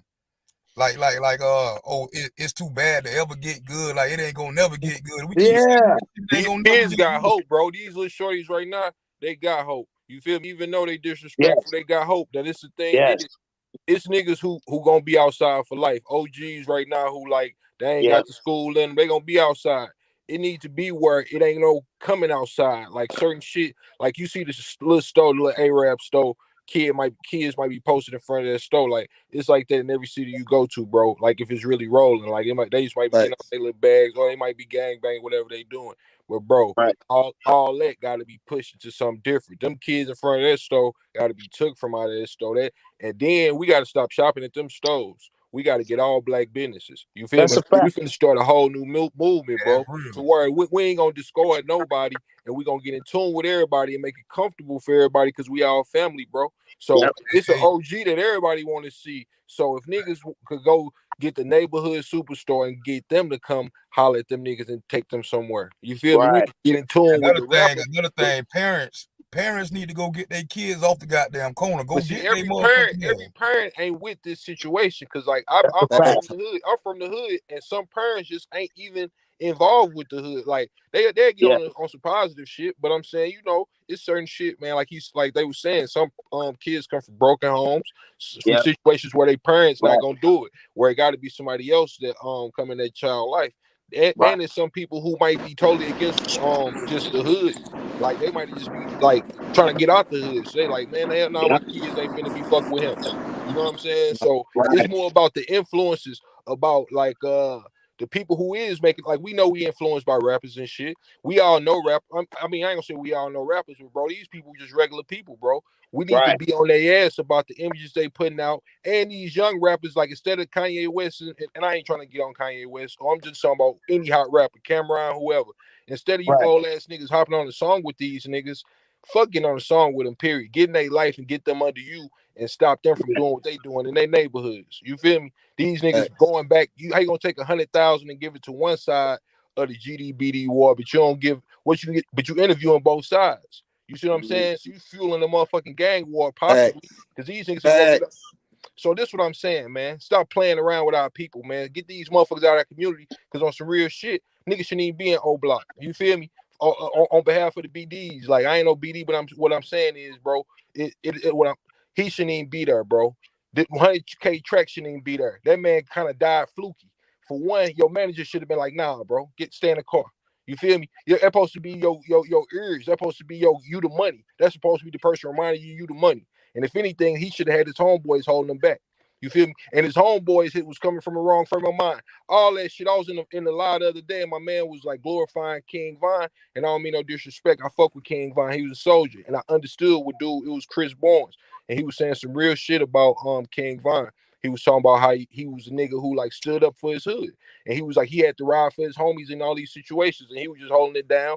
He was clouded up, and he was on top of his game, ended up dying. But I was like, man, we not finna glorify no motherfucking evil, bro. Because at the end of the day, he at least killed one motherfucker. He at least killed one motherfucker that when he killed them motherfuckers, he killed one motherfucker that he didn't give birth to.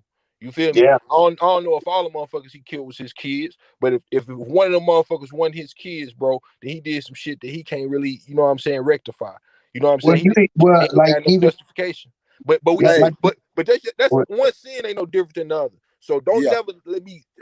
It's just like fucking a bitch. Killing a nigga almost just like fucking a bitch when you ain't married to her. But what I'm trying to say about it is, nigga, we not finna glorify that because that's the same fan ass behavior that got these. They got the niggas who rapping about that bullshit. Now niggas be saying like they was talking about the nigga 051 Melly. You know, like it's fucked up to know about this shit, but on some real like knowing that it's a real nigga. But I'm saying it's niggas who feel like if a nigga that was a killer just was rapping, he'd do good. Fuck that. That shouldn't be the standard for us to pay a motherfucking support a nigga because he was a killer. Nigga, I'm not with that shit. And I'm approaching niggas that's behind, like any nigga that's like saying some fluky shit. You can't like, man, it gotta be support 300 Montana if you from Chicago. That nigga be rapping about some not positive shit. He ain't even just no Malcolm X ass nigga, but he just be spitting bars.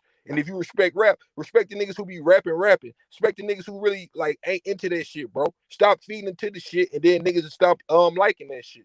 You feel me? Yeah. I ain't saying you a Chance the Rapper fan, but I'm saying, man, we gotta stop supporting. And then even in Houston, even in motherfucking Fort Worth, all that shit with Mo 3 them, bro. All that shit, man. When another nigga, it don't matter, bro. And then I've been through the shit. I've been in Mo 3 shoes, bro. I didn't felt like Mo 3 felt about Yellow Beezy type niggas. You feel me? And I ain't saying the type niggas, Yellow Beezy a player. Boy Freddie them a player, but I know how it is, bro. I know how sometimes you just feel left out, bro. And then you feel like, man, I am the nigga from the hood. Nigga, these niggas ain't like me or something. But nigga, you gotta know how to accept when another nigga getting money. That's how we all gotta learn how to thrive together. When you see another nigga get money before you, nigga, it's your homeboy. You gotta be able to live with that if he don't just put you on. You gotta be able to live with that if he don't want to do no song with you. You gotta be able to live with that if he don't want to help you with it, get you in his business. As long as he being cool with you and ain't disrespecting you, man, keep it at that. Do you know what I'm saying? I ain't saying that was their problem, but I'm saying, man, you should never come down to killing each other, bro. None of that shit. So I can respect. I respected Duke Pharaoh for hopping in from 03, but because he was just making a move how he felt. But at the same time, all that shit some bullshit. You feel me? And the way that nigga got shot on the highway, that's some bullshit, man. We are part of the record books, bro. This shit go down in history of technology, of all the shit that motherfuckers had never thought of TVs. Well, now shootouts from motherfucking the Wild Wild West. They like, damn, they gonna have this shit on camera one day. We the motherfuckers on camera. Hey, I'm gonna let Kingston, come on up in here. Let me hear Kingston, man. He just jumped in here, man. I see you at work, man, so I want him to be able to, you know, salute Kingston, salute. Already. Salute, my guy. What's up, y'all? What's up, y'all? Man, I was just kind of nervous. How y'all fellas doing, man? Man, we super great. Don't be nervous, bro. Just stay black, dog. Don't be nervous. Just stay black. All right, can you hear me? Yeah. We heard. Yeah, man. I just was gonna say real quick, man. I appreciate y'all doing what y'all doing for one, and I was just gonna say, like, bro, like I just left Denver for about 3 years, and I just feel like they kind of sold us a dream, man. I wrote down some stuff that way I could, be respectful of you guys' time, but I don't think I could really read it. But I just feel like they just sold us a dream, you know what I mean? Like with the music and stuff like that. And my example is like when I'm in Denver and I'm working and I'm out there and I see, in the construction field, and I see maybe 40, 30 Latinos. I ain't been to Texas and I ain't been to Cali, you know what I mean? So I don't know how those Latinos work, but in Denver, it's a big, beautiful city. You know what I mean? They don't really understand like black people problems. which that's cool. But when you go to these people, these men, you know what I mean? They working together. They're not leaving any mess when they work. They go do the job on a stellar level. I mean, you can look at Denver. The whole skyline's being built by these Latinos, and they go in there and they do good work. When they go to lunch, you know, they sit down. They don't have any phone calls. They're not out there playing their music. You know, it's a whole different vibe, man. And I'm just kind of say like he's saying like we kind of getting extinct, and I see it because like we don't own any property. You know, not like any property, but you know, when you go to the gas station, it's not another black man. When you go to the car wash, the franchises, you know, it's real tough. And Denver is a good example of that, man. And I just say like when Dr. Claude Anderson, he had a speech that he was giving, and he was saying the Latinos are going to outnumber black people like that. So I see what he's saying, because like they and the problem is they do better work, you know, they do it for a cheaper rate, you know, they living with each other. You know, my rent $1,200 by myself, but when it's 6 people at a house, you know, in the whole Mexican community, you see 6 to 10 cars at every house, so they're splitting the rent, you know. And then so like I say, it's like we kind of sold a dream. We want to go and we want to go out there and work, you know what I mean? We want to bump our head. You know, we want to go out there and weed's legal in Denver. We want to go out there and smoke on the job or whatever. But these people are downtown full of these white people, man. And like I say, when they build a whole building from scratch to 20, 30 stories high, and you look at the sidewalk, they don't got no rocks on the sidewalk, not a cigarette butt. I mean, they not playing any music, and they drink. They party just like everybody else. I mean, they drink. I live in an apartment full of them, and they got Modelo cases, 24 packs. I mean, they out there drinking. They drink a whole 24 pack every night, but they don't show that. It's kind of like I kind of say like the teacher's pet, man. Every time the teacher come in the room, he doing something that he's supposed to be doing, and I just feel like when you hiring labor for people, when you hiring people and giving people these opportunities, I just feel like the Latinos, they're beating us on that right there, because first they got a team, you know what I mean? They got a team, and they're gonna do the work on a high level, and it's not gonna be none of the nonsense. You know, we kind of listen. What gets us motivated? You wake up 8 in the morning. We want to play some music. You know, you want to. They play music too, but I was just trying to say, like, man, I just feel like we led a dream. We kind of got led down the wrong path on the mental side, and I've been going through that myself as a man. That's it, man. As a black man, so it's like when they give us the jobs, you know, it's already a ladder. So it's just not just trying to put it on just specifically them, but I just feel like just when you're in the area where they already trying to get rid of you, and that's your competition, you know. So the white man's he's in the building. Then you got the Asian, you know, every city they go to, they can cook their own food. And then like the Latinos, you know, they cooking their own food too, and then they're doing twice the work, and they got a team. So it's like so on the very end, if you want to get the crumbs, you know, it's like you're going against the competition is fierce, man. And that's just what I wanted to say. I had some stuff like written down, but yeah. But no, like to jump piggyback real fast, do I know you're gonna say, like with you, Kingston, one of the things is a lot of things that you mentioned, and when you use a lot of the characteristics was accountability. What I noticed was you use strong characteristics about what people was doing, but then you use the backtrack to say, well, it's them that's like putting the barriers up. No, we have to call it for what it is. What it is that we're not accountable. We need to start being accountable. We don't have to do the dream we've been sold is. Think about it. And one thing like doing them saying even back in the days, the Tulsa, nobody, even slaves, when a person had a child, they didn't look for Section 8 to get them no money. They didn't look for no other culture. They kept it within their family. And a lot of times when you start handing out gifts to people, they start complaining after a while off the gifts. The problem is we've been given too many gifts instead of, think about it. They Yeah, I use the feel it. term, the definition of project is a project. It's supposed to be it's a process. And so the question is, if it's a project, when is the project done? So why are we living in projects if the project ain't done? It's just I'm gonna give common y'all sense. this is what I'm gonna go back to, right? I was talking to Kevin and them earlier, right? And he kept trying to bring me, he kept trying to tell me guns. He started telling me this bull crap, right? And I started explaining to him, it's called education. It's called a lack of education, That's it. right? So now, with me saying that, right? How many Mexicans play basketball? Yeah, How many yeah, none. Mexicans you know play basketball? Yeah, none, zero. Okay. How many Mexicans do you know play football? Yeah, zero. I'm giving y'all some game. Yeah. So we talking about two sports where it's dominated by our own kind, and they making millions of dollars. So when we sit back and we see our own kind making millions of dollars, Yeah, yeah. and we ask ourselves, when are we going to be able to say what y'all going to start doing? We speak about gas stations, right? We speak about our own stores. We speak about that, right?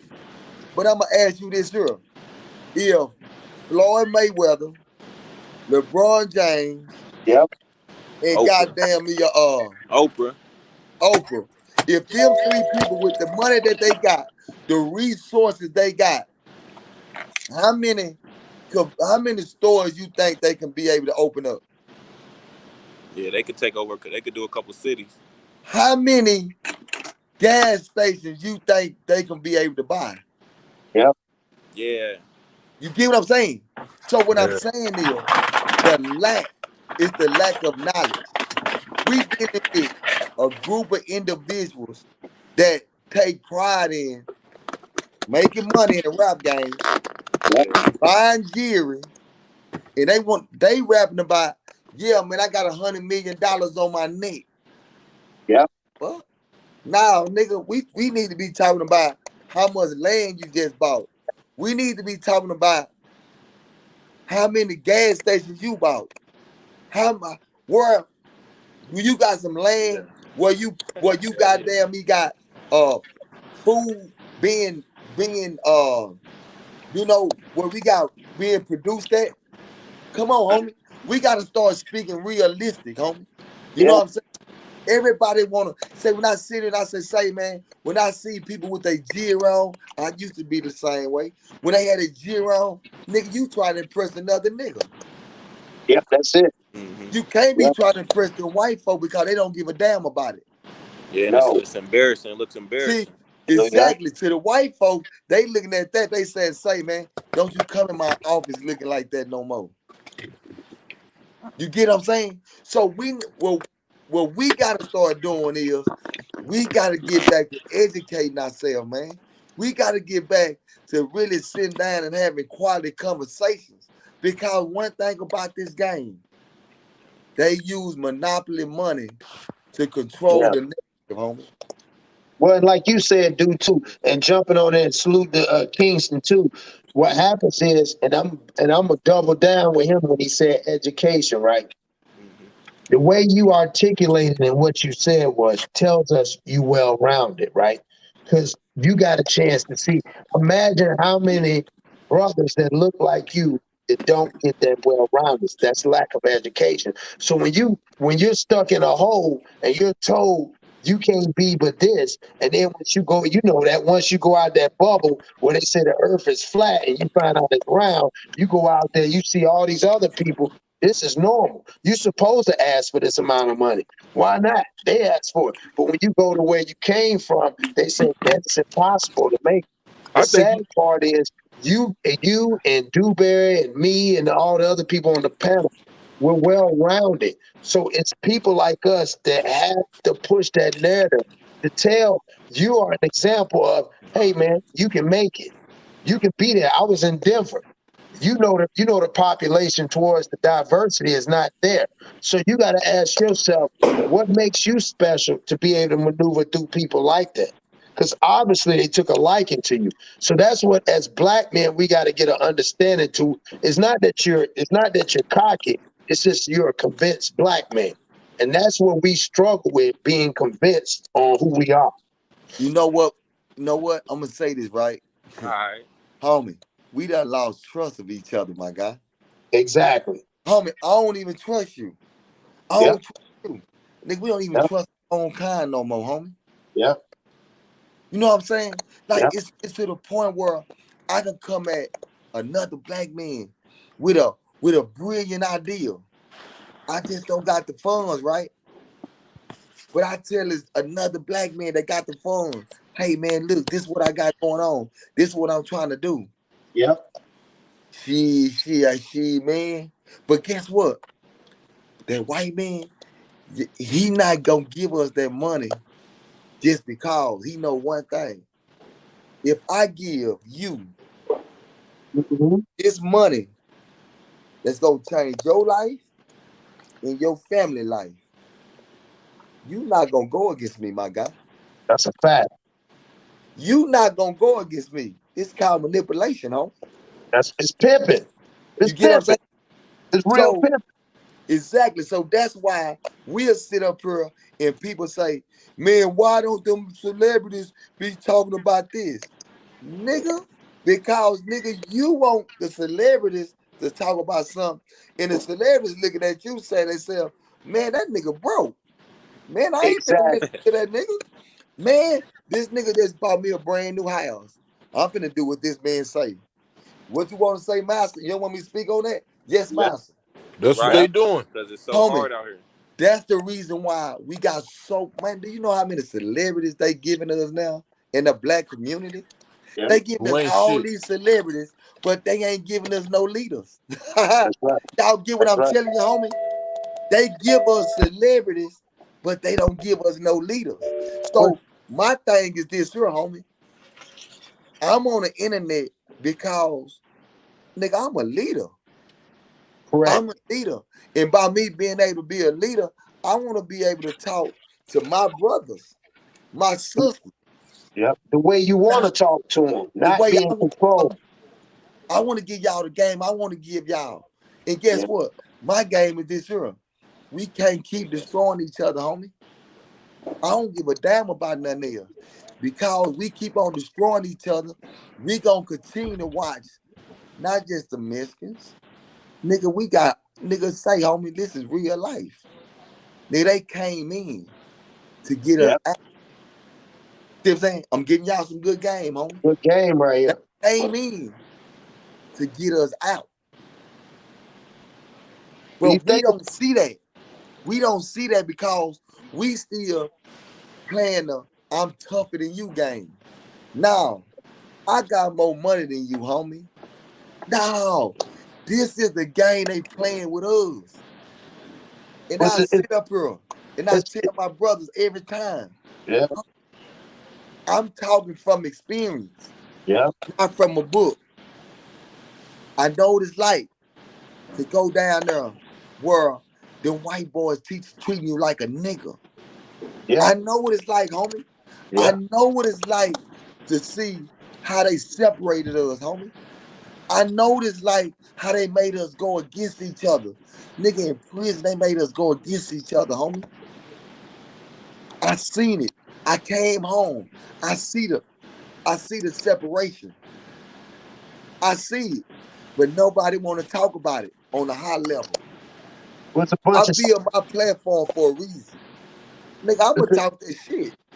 Well, it's a new Talk age. that shit, nigga. It's a new Yeah. age, Dubad. It's a Nigga, I'ma step And I in lay it and I down, nigga. appreciate you too. I appreciate that. I Yeah, appreciate Yeah. that. it's the step and fetch era. That's what it is. If you really look at it, you got nothing but a bunch of step and fetches, shucking and jiving on the TV, dancing, having fun, and ain't nobody talking about shit serious. We don't even got black political leaders now that will even fight for us. Because you know why? They go to the white man. He say, you can't do that. I'm going to give you this house, but you can't do that. You can talk about anything else, but you can't talk about how fucked up it is. But guess what you just said? I'm going to give you. Yeah. Homie, I'm going to give you, because I know my guy, he at work, right? And I'm by being at work, I'm going to give you this scenario, right? You might experience, right? Say, you remember how y'all be at work, right? And it'll be a group of y'all. And y'all be talking about, man, that supervisor, that's a whole ass supervisor, my nigga. Them motherfuckers treating us bad, bro. Say, man, we need to come together, bro. And we need to do something about this shit, right? So everybody's talking about how they treating us. They ain't giving us no money. They talking about that, right? Soon as the supervisor hear about it, now it's gonna be up there with HR. They gonna hear about it, right? Yeah. So now here it go. They don't want to lose everybody. So what they do is this. We gonna find that one motherfucker that they listening to, right? Bring him in. Give his ass a pay raise. Yeah. That nigga ain't even part of the conversation no more. Man, where that nigga Joe at, bro? What Joe? Yeah. Man, that nigga Joe over there, he had the supervisor office today. But Joe was the main one that was talking about how they fucking over us, right? But guess what? Damn. There it is. And Joe gonna dry snitch on everybody too. And now Joe finna go tell, man, look, see, he the one gonna quit, bro. So, okay, then look, we can get rid of him. Say, look, I need you to be able to talk. Now, homie, they use monopoly money to control this here, homie. Yeah. But when you done been through it all and you don't value that monopoly money, homie, now we for real, homie. I go back to the old time when we stayed in the projects and everybody was broke. You know that back in the game when everybody was broke, nigga, you couldn't even say, homie, we was the most strongest niggas in the world. That's facts. Nigga, when we was that's broke, what I was telling. That's facts. That's nigga, just like take our shirt off, nigga. Like, everybody cut up, nigga. That's just like with that Trap Boy Freddy and Mo 3 situation shit. All them boys was cool when they was broke. As soon as them niggas started getting money, that's when that beef started happening, all that fuck shit going on. Man, we gotta be able to just know how to look, know how to take this shit as it come to us. First of all, we gotta stop taking checks from white motherfuckers. All that walking in the label and wet a business and corporation. Fuck that. Fuck what they giving us salary. Yeah. Nigga, they making all this money from off of us. Snickers, whoever the fuck we work with, all the people who I work for, because the Bible say have a job. So a man can't be out here. You gotta have something. If you ain't gonna be an entrepreneur, you should work for somebody else until you get your shit up, however you want to do it. But you gotta be able to take care of yourself. First of all, that's what we need to instill in all kids. So all that working is lame. That's why these niggas ain't got no job. Because they think it's lame to have a job when they don't realize the niggas who lame is the niggas who bullshit, who can't walk around, who can't move because they ain't got the cash to move. The motherfuckers who ain't got the hustle to move. And you might not have to have a job to have a hustle. And that's what a father instilling their son to be able to be a provider. You know what I'm saying? But at the same time, though, man, fuck all what they could give us. You feel me? Fuck all what we worth. Fuck, because they get their money from us. If we take the black dollar out of their pocket and put it in our own, fuck having dollars. Like you said, we was at our best when we was broke. Just like not only was we at our best, but a man at his best. You probably had the most chicks or the best chicks you ever had when you ain't had no car. You had her car. You know what I'm saying? You was in your best physical shape, but when you was on top of the world, had all the money, you got fat, you got slow, you weren't as sharp as you was, or you weren't going hard as you was to go get the money. So to take out the element of money, it show you how hard you can go when you go hard for money. So man, we need to just still have that same, like you said, being in jail. People go to jail, ain't no money involved. What they do, get their mind right. They start reading, they start eating right, they start focusing on things, they start changing their whole, the way they move. You could do stuff like that. That's more powerful than having money. Real riches is health. So if you could survive for 40 more years, that's better than having 40,000. You feel me? So man, kids ain't even making it to 27. Nowhere. Or 35. Well, it's like you saying, I tell everybody Good shit, this, and I started my own clothing line because if you take account, right, everything has been blueprinted, right? If we already know that the blueprint been laid. Back in the days when slaves was going down the road and the white man stopped them, he would say, the first thing he would say is who you belong to, right? Then he would come and say, show me your papers, right? And that was freedom papers. Why we now take today, fast forward. Owning your own business is your freedom papers.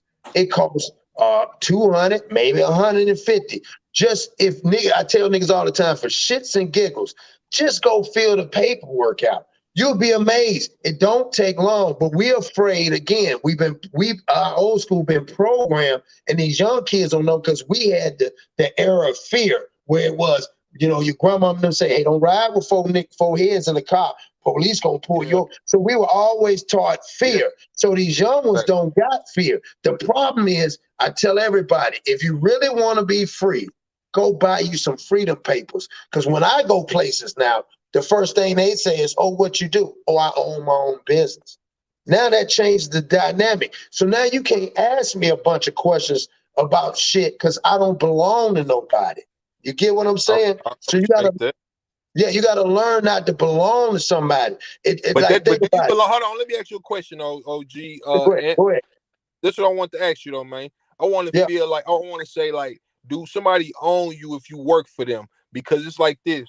Have you ever like in the streets? Let's say your man the one who got it. His uncle the one who got it. So he got like a 9, and he put you on because you his right hand man since 14. Y'all only 17. Yeah. He don't own you. You know what I'm saying? No, but, so let's say you go to Walmart and you just want to go get a job as a cashier, right? You getting this job as a cashier to pay your bills. This person can't tell you what to do when you're not there. They don't own you. You already got a contract with them, understanding and say, okay, well, I'm willing to do what you need me to do. I'm willing to do that. I have no problem doing that if you ain't got no problem paying me what you said that you paying people to do. So that's not somebody owning you. We got to take away, because like Dame Dash make, I ain't trying to disrespect it, with the ownership shit in black communities, entrepreneurship, but I ain't saying that everybody got to go work for somebody, but I'm saying it's stepping stones. So you got to always have 100% confidence in yourself and never feel like you doing something that's below yourself while you doing it. So we can't instill on them that somebody own them if they work for somebody, because that just means that they're in a position where they not in no position of boss at all. Even as a manager. You're actually right. So let me break it down. You said two different things. One is about really somebody too, man. that puts you on, right? So if somebody puts you on, at the end of the day, if your goal is to be put on, your goal is to be the boss, right? That's your goal. So if your man, the goal of money though. It's people who, like, if you know, like, the relationship of the money, the person with the weight and the person who rolling the weight for the person. Let's say it's only 2 people in this operation. The person who rolling it gonna make more money than the person who got all the weight. I understand that, but think about this. You still depending. I don't care what it is at the end of the day. If that man is like that job, if that job shuts down on you today, or that man plugs goes off on you today, what are you gonna do if he's the man? Think about what you're saying. You're saying you're right. But I got the job though, bro. I mean, I got the business. I had a business since 2013. I got 4 LLCs. You know what I'm saying? And I got a business degree, a business management degree, and a business accounting degree. Clean I got a business management degree too. Yeah, I got that joint. You know what I'm saying? I just feel like as a team, you know, when I'm walking in this Amazon warehouse, I can see, you know, three. I can see 3 of any race at any given time, and I don't see any of somebody that look like me who I could walk up to. You feel outnumbered out there because they dropping their cost of living by teaming up, and you feel outnumbered out there a little bit. But like Ant was saying, you got to still take it on your back and say, what makes me special to be able to thrive out here? What make me not need 5 other people to stay with me? Because I give y'all an example real fast. And Dewberry know this. Like, I started off, like I said, man, I worked in nuclear, dog. I walked away, and I tell everybody this because I tell anybody, if you crazy enough to believe in yourself, it'll work, right? And I know it sounds crazy. Man, I walked away from a job. I started off, I got in trouble. I started doing construction. I ended up being a nuclear engineer. I worked out here. I'm out here in the state of Washington. I was making $65 an hour. I ain't show anybody, no cap. I was sitting in the meeting. They had white folks making $300,000-$400,000. They were asking me, what did I think? So when they asked me that, I said, well, why would they ask me that if they making all the money? Right then and there, I knew that I should own myself, because what happens is when I wanted to go see my kids' stuff, think about this. I got to call this man or this woman and say, hey, my kids has got this event. My son want to go. He don't understand that. Is it his fault I didn't set myself up correctly, or is it my fault? That's real. That's a all real I'm saying. conversation.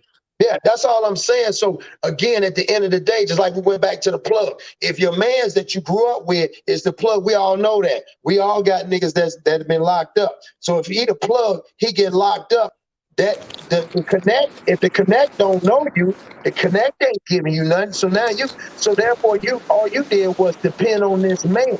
Again, you're depending on But you another can lead man. you can lead it. But to that, I say you can lead a horse to water, but you can't make him drink. But if a horse gonna live, he gotta drink. So once you show a Exactly. horse how to drink, Hey, so just one little rub his shoulders and one y'all, little man, run my in. phone about to go out though, but I appreciate y'all, man. I salute y'all. I'm gonna stay tuned in. Yeah, man. Hey, More appreciate love, y'all for Kingston, listening, for man. real, I'm out of here, man. man. My phone about to cut out. All right, All keep right, being all right. great, But bro. My Keep bad, being y'all. My great. bad. salute. Hey, But hey, but I don't y'all. want to relate Salute that y'all, man. to the I streets got or my nothing, bro, respect because for I my ain't brothers. even on the. Come Appreciate on, y'all. bro. Right. No, I'm just saying. I just used when you said something about Nah. the But see, man. when we talk about the streets and the homie with the 9, we really talk about Walmart. Let's just throw Walmart in there, not Okay, to say. so let's go. Walmart. See, I So think Walmart. So what happened? I hate it, but so Walmart. What happened? Oh, he went. Oh, he got off. Okay. he should be back. But see, Okay. I think that a lot of people got to get in their mind, and this just being realistic, right? Is that everybody not gonna be a boss. Exactly. And I'm not So saying that, but what I'm saying is everybody has a. You know what I mean? Like God bless the dead, whether it be my aunts or other people you all know. Everybody had a talent. The problem is in our community, we don't give flowers to the talent, right? So they end up going other directions because nobody else is doing the same thing, right? So what happens is nobody's tapping in on nobody's gift. It's like your son, right? Now think about this. You're doing all this because you don't know if your son is going to be able to be bigger than you. We go wrong when we say, hey, I want you to be better than me. No, you just want him to be a good man. You want him to love his wife, love what's right and wrong, and do what's right, right? So I'm not trying to put the boss thing on people, but I'm saying when you go into somebody's job, whether it be Walmart, it's a vision statement. In order to work there, you have to follow their vision statement. Well, everybody has a vision statement.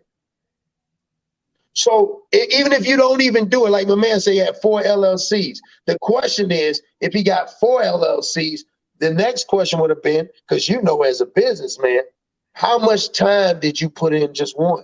Why did it take 4? That's all I'm saying. We I, have to start, because again, people always say the white man, they say Jeff Bezos, they say all these rich people. But I got a question to ask everybody. How many hours does Jeff Bezos got versus you? I get it. See, that's the catch, right? And that's like what you're saying. I'm with y'all, right? Yeah. But we got to start like what we doing now. It's called that, and I always talk about this. It's called education of the mind, homie. Yeah. Once we able to sit down and educate each other and have more quality conversations, That's we'll a be able fact. to find out what a person can and can't do. You know what I'm saying? Yeah. Man, dealing with brothers, man, that every day a rapper come on Yeah. YouTube or he'll get in a rap song, right? And he'll tell us to go vote for somebody to be Right. president, right? Yeah. But we sit here, we like, why in the fuck is this rapper telling us to vote for this president? Right. You know what I'm saying? So y'all gotta realize something. And I'm just keeping this real. These rappers don't have no motherfucking knowledge of nothing. That's They a don't fact. know nothing. That's But why they use them. because, That's why they use them all the time. but because of their publicity Yeah. and because of their viewers and everything, what they do is they make them push out a certain kind of narrative, right? They make Yeah. them push out who we should vote for. And my thing is, now we need to come together and have a conversation. Yeah. If we create panels to have a conversation about who should be the next president, and when we have that conversations, we gonna be able to start having good dialogue on what they gonna be doing for us, what they not good for us, or Yeah. we gonna be able to do this, or we gonna be able to do that. Is this for us or is this for them? We gotta be able to ask more questions because we don't really know. And that's what I'm saying. Yeah. And nobody, if you ever sit down and talk to a black person and say, excuse me, who you voting for? And they gonna say, I'm voting Democrat, right? And Yeah. you'll be like, but do you know who gonna run? What is their background? They probably can't tell you none of their background. Right. But they just saying that, right? Because You're it's right. programmed in our head. That's where we supposed to go. Right. See what I'm saying? Well, and that's what I was saying. Yeah. But Yeah. we don't do research. Right. We don't do research no more. Because everybody lazy. Everybody sit back now. It's so many people that's lazy, homie. Yeah. You know what I'm saying? So we not trying to sit down and educate each other. Because it's like this here. If I come to you, man, and you're a black man, I'm having a conversation with you, I gotta be facing the fact of when we walk away, you gonna tell somebody, oh man, he think he know everything. Yeah. Oh, bro, that nigga think he know everything, man. I don't want to talk to that. So now we gonna get that kind of backlash. Instead of just being able to sit down, have a conversation. Yeah. Man, we're gonna agree to disagree. But at the end of the day, if I have a conversation with you, it's gonna make you do your research. No, you're right. No, Oh, you're right. Another thing too, bro, like with what you were just saying to go off of that, they gave us these phones, and niggas being so lazy, right? We got everything we need to know right at your fingertips, but we rather watch bullshit on the internet. Exactly. Well, a lot of niggas My nigga, that's what I'm saying. I'm talking about hours and hours and hours of bullshit. Won't educate your own self with that shit. They gave it to, it's like they gave it to us knowing that we was gonna do some fuck shit with it. You feel me? That's what I'm saying. No, you're right. That's why I was saying, and that's why, like when you said the program, right, Dewberry, you said, man, we taught, like you just said, they gave it to us knowing, and that's why I was saying, like us, we grew up from back in the era, just, and again, not just throwing the D-boy thing. We saw a nigga get money. We wanted to know how he moved. What was his movement like? How did he think? And nowadays, they, like you said, hand him a phone, go ahead and play with it. It's like a 3-year-old. And like you say, a nigga can do I tell a nigga all the time, have you ever had where a nigga come up and ask you a question with the phone in his hand? You're like, nigga, Googling shit. Nigga, you can learn how to fly a plane with a guy. I see females goddamn changing their own brakes out here off of YouTube videos and shit, bro. Yes. You Real can learn nigga anything, dog. The world right at your fingertips right there, bro. It's just how you what you gonna do with it. Look, you're right about that shit. Look, I'm gonna go back to this, right? I'm gonna rewind, right? I'm gonna go all the way back to the old school guy, Kevin, right? You know, that's like when Kevin got on here, right? He really got on here because he wanted to try to attack who I was as a person. He wanted I ain't see that shit. I must have jumped on. I jumped on later. I was in the chat. I seen that shit. Yeah, so when he come on, he tried to attack who I was as a person. But I'm so professional when it come down to my game, I let a nigga talk.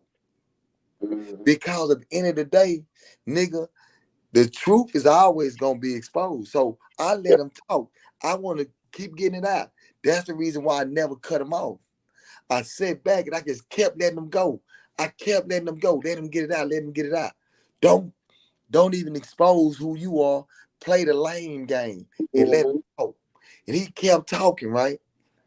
But the most important thing that caught to me was, nigga, you just said you want to teach kids how to build houses.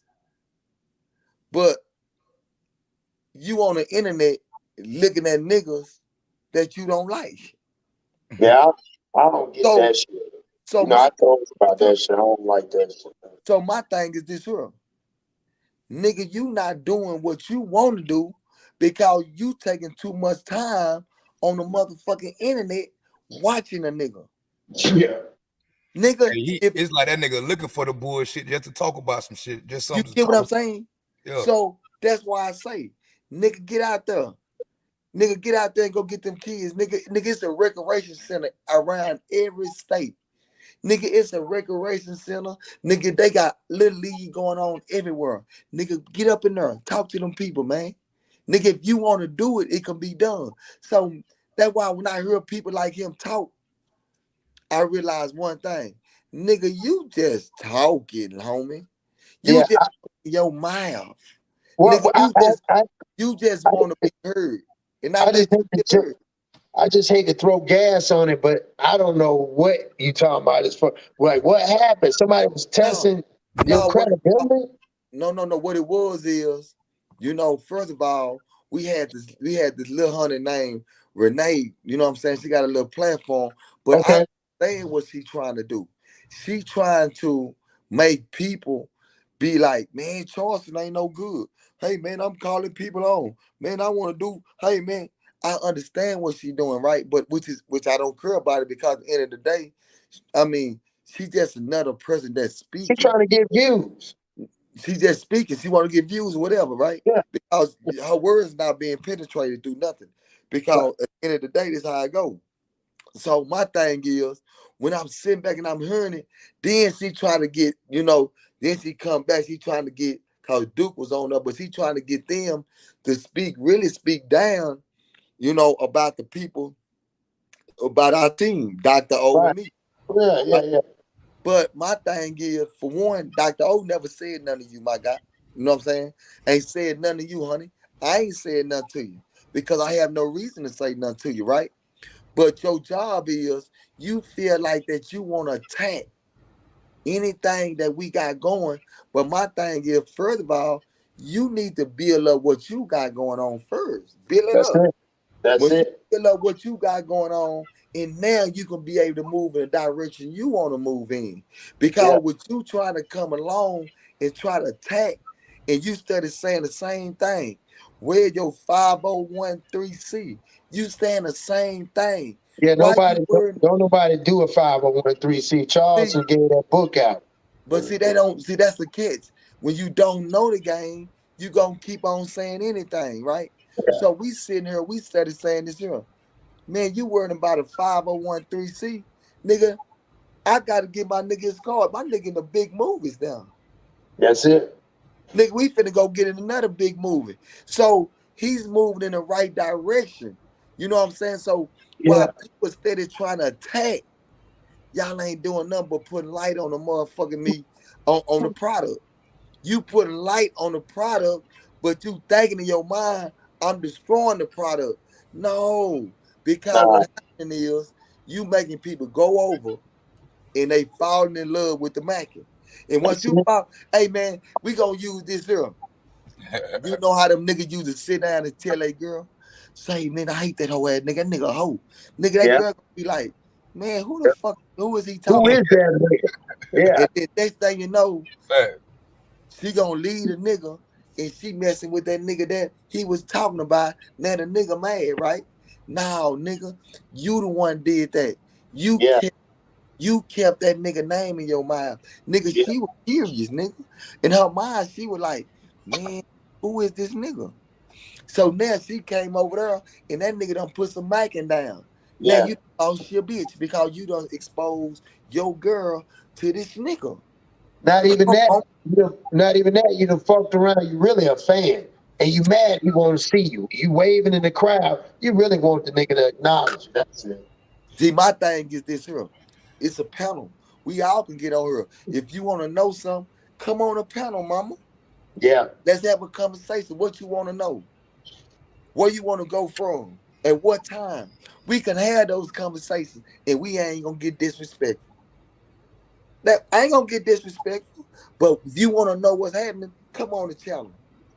Matter of fact, what you should be doing is worrying about what women's issue is and why they let that goddamn gold medalist motherfucker with that thing through his leg win the gold medals. They need to be fixing that shit instead of worrying about what niggas men are trying to fix this shit. We trying. So however we do it, you know how we chop it up one-on-one. It could be however we say it. We can yell, whatever, but at the end of the day, it's all respect. So that's the problem is a lot of females don't know how we converse. We don't, we men. It's all about respect, but then the testosterone levels there. You can't add no female with emotion because we logical. We know we can say what we want to say, but don't get too loud because it might go left. A female emotionally, like how you know what this man wife feel? Right? Like, what are you doing? But see, that's the reason why I even made this live is because when I hear those people talk like that, I be trying to figure out like, what is your point? Yeah, what's your aim? What's your MO? Like, what are you trying to prove? Okay. You're not stopping the movie game because that's getting bigger.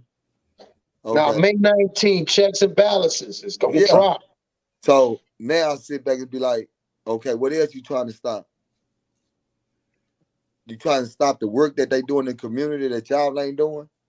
Okay, you can't stop that because it's been going on and it's going to keep on going. Yeah. So now I sit back and be like, what are you trying to stop? Then you got people say, well, he said this. Man, this is the internet. Man, people that get on the internet and say anything just so you can live. You got some people that'll come on the internet and they'll jump off a goddamn building just to get 100 likes.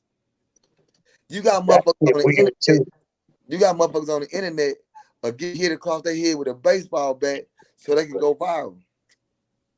Yeah. So this the internet. We see it so much on the internet, and I keep saying it's the internet. It's the fucking internet. It's not real. It's not real. It's the meta world. Not real. It's the meta world, homie. And my thing is, nigga, I like this. I fuck with this nigga. You know what? I don't like this nigga. I ain't gonna never look at this nigga no more. Right? That's all I'm saying. I got a decision to look at you or not look at you. I say that all the time. So why am I gonna continue to put myself through the same strain of trying to show the world, nigga, Charleston to nobody? See, what are you trying to prove? Because it's not working. You're supposed to be trying to prove that you are a somebody. And what are you doing in your community? What are you doing to make things better? Instead of trying to just point a finger and be like, he said this, I don't like him. He need to get out. Where you in your face? That's just so funny to me. That's just funny to me, man. Now you have been penetrated. You have been penetrated. And every day you sit back, you thinking about this nigga Charleston while you sleeping with your husband. In your mind, you thinking about another man. While he trying to penetrate you. That's it. That's a fact. Have been verbally penetrated. Yeah. Yeah, it got caught up with the backing. You probably can't even get wet because you got another nigga mind in your brain cells. Hey, we say Dubé, she waiting on a notification bell to go off. Oh my God. I mean, that's what I look at it. Nigga, I can't get energy. Nah, that's some real nigga shit right there, dog. Nah, I'm just keeping it 1,000. So that's what I'm saying, man. Yeah. Everybody, and my thing is, do the work, man. If you do the work, you ain't got to worry about nothing else. Nigga, I can sit here and talk about all the celebrities, what they not doing. But shit, I feel like I can talk about it because I'm the motherfucking one that's out there on that football field with them babies. Yep. I'm the motherfucking one that's in them goddamn camps spending my goddamn money on them babies. I'm the one that's inside them goddamn schools talking to them babies. Yeah. Nigga, I can talk that shit when I tell them motherfuckers, you sorry ass NFL niggas ain't shit. Yeah. And like we say, in real life. Come on, homie. In real life. Talk shit, my nigga. But nigga, if you not doing none of that, you can't say a motherfucking thing. Yeah. Nigga, but I tell a nigga, first of all, nigga, if you say something, nigga, come on out here and do the work, nigga. That's what I tell, homie. That's what I tell when I'm on that football field. I tell all the parents the same shit. When you bring your kids out here to play football, I want y'all to do me a favor. When he here, let me coach. That's it. When he go home, if y'all seen something that he wasn't doing right, when he go home, practice with him. Practice with him. Or come to tell me, baby, he need to work on his footwork, or he need to do that. Then I'm gonna tell you where we got on these days and this day, I do camps. So with that being said, you need to bring him up here and I can work on his footwork. Because when I go to practice, I gotta work on my playbook. You see what I'm saying? So if you gotta take the time out, like I gotta take the time out. Bring him to the camps. Bring him to when we have strength and conditioning. Don't think that you're gonna come to practice and get it. Because that's the reason why we have strength and conditioning. For bring the kid, it's free. Yeah. It's free. That's real, dog. Like niggas like that. That's like like you just said, the hood is on fire all across the country right now. All the hoods on fire. It's like you the nigga that's down there close. You get close up on that fire trying to put it out.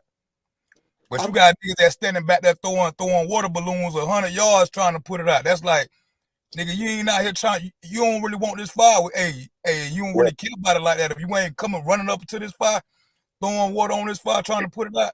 Right. Hey, you can't put it out back there. You got to come to the trenches. You got to get out there and put that shit out. You got to go to that fire. Yeah, that grown man smoke. That grown man smoke. You don't want that grown man smoke. You got niggas way back there, right? They throwing water. That shit hit me in the back of my motherfucking head. Right. Throwing you off, distracting you from doing what you trying to do. You trying to put that shit out for real. Exactly. You playing. Now, nigga, I'm on the front line, nigga, with them babies, nigga. Yeah, I'm on the front line, nigga. Every day. What? I'm right there. What's happening? Now I'm getting the real stories while they sitting on the back talking. They talking about me, but I'm right here. I'm trying to put the fire while they in the background talking about me. What you say, dude? Still packing up the garage full of shit in the garage in the corner. Come on, my nigga. Yeah, they don't know that. Thing, instead of motherfucker coming on, motherfucker ain't gonna never sit and say, man, you know what, man? I appreciate what dude did, man. That nigga dude, he been through a lot, bro. He been through the childhood. He got locked up. He came home. He went through some more shit, and then he done snapped, and he doing all of this. You think that they give a damn about that? Huh? You think that all of these major platforms give a damn about that? You think the radio stations give a damn about that, nigga? They don't give a damn about no nigga doing nothing good in the community, homie. No. I always remember that. Say, homie, you think them NFL or NBA niggas gonna reach out to a nigga and be like, say, homie, I like what you doing. Let me come down there and help you out. You think them niggas gonna do that? Them niggas ain't gonna do a fucking thing, nigga. And guess what? Them niggas get a big old benefit. They get a big benefit for doing anything in the community, homie. That's a fact. It's a tax write-off. Plus, the only time they gonna say anything, the only time they gonna say something, Dewberry, is the algorithm jumping on Twitter, where they gonna put in a little 2 cents. That's it. They might make a little speech or something, but they don't know what's going on. Like you said, they're not trying to do that. They not trying to do that. And I'm just keeping it real, homie. I don't care what nobody say. I watch it every day. Nigga, I watch it every day. Nigga, them motherfucking niggas ain't coming out here trying to. Nah, them niggas worried about going to go buy them another necklace. Yeah. Nah, them NBA niggas want to look like the rappers now. Or throw $20,000 in a strip club when their neighborhood fucked up or their granny crib broke down.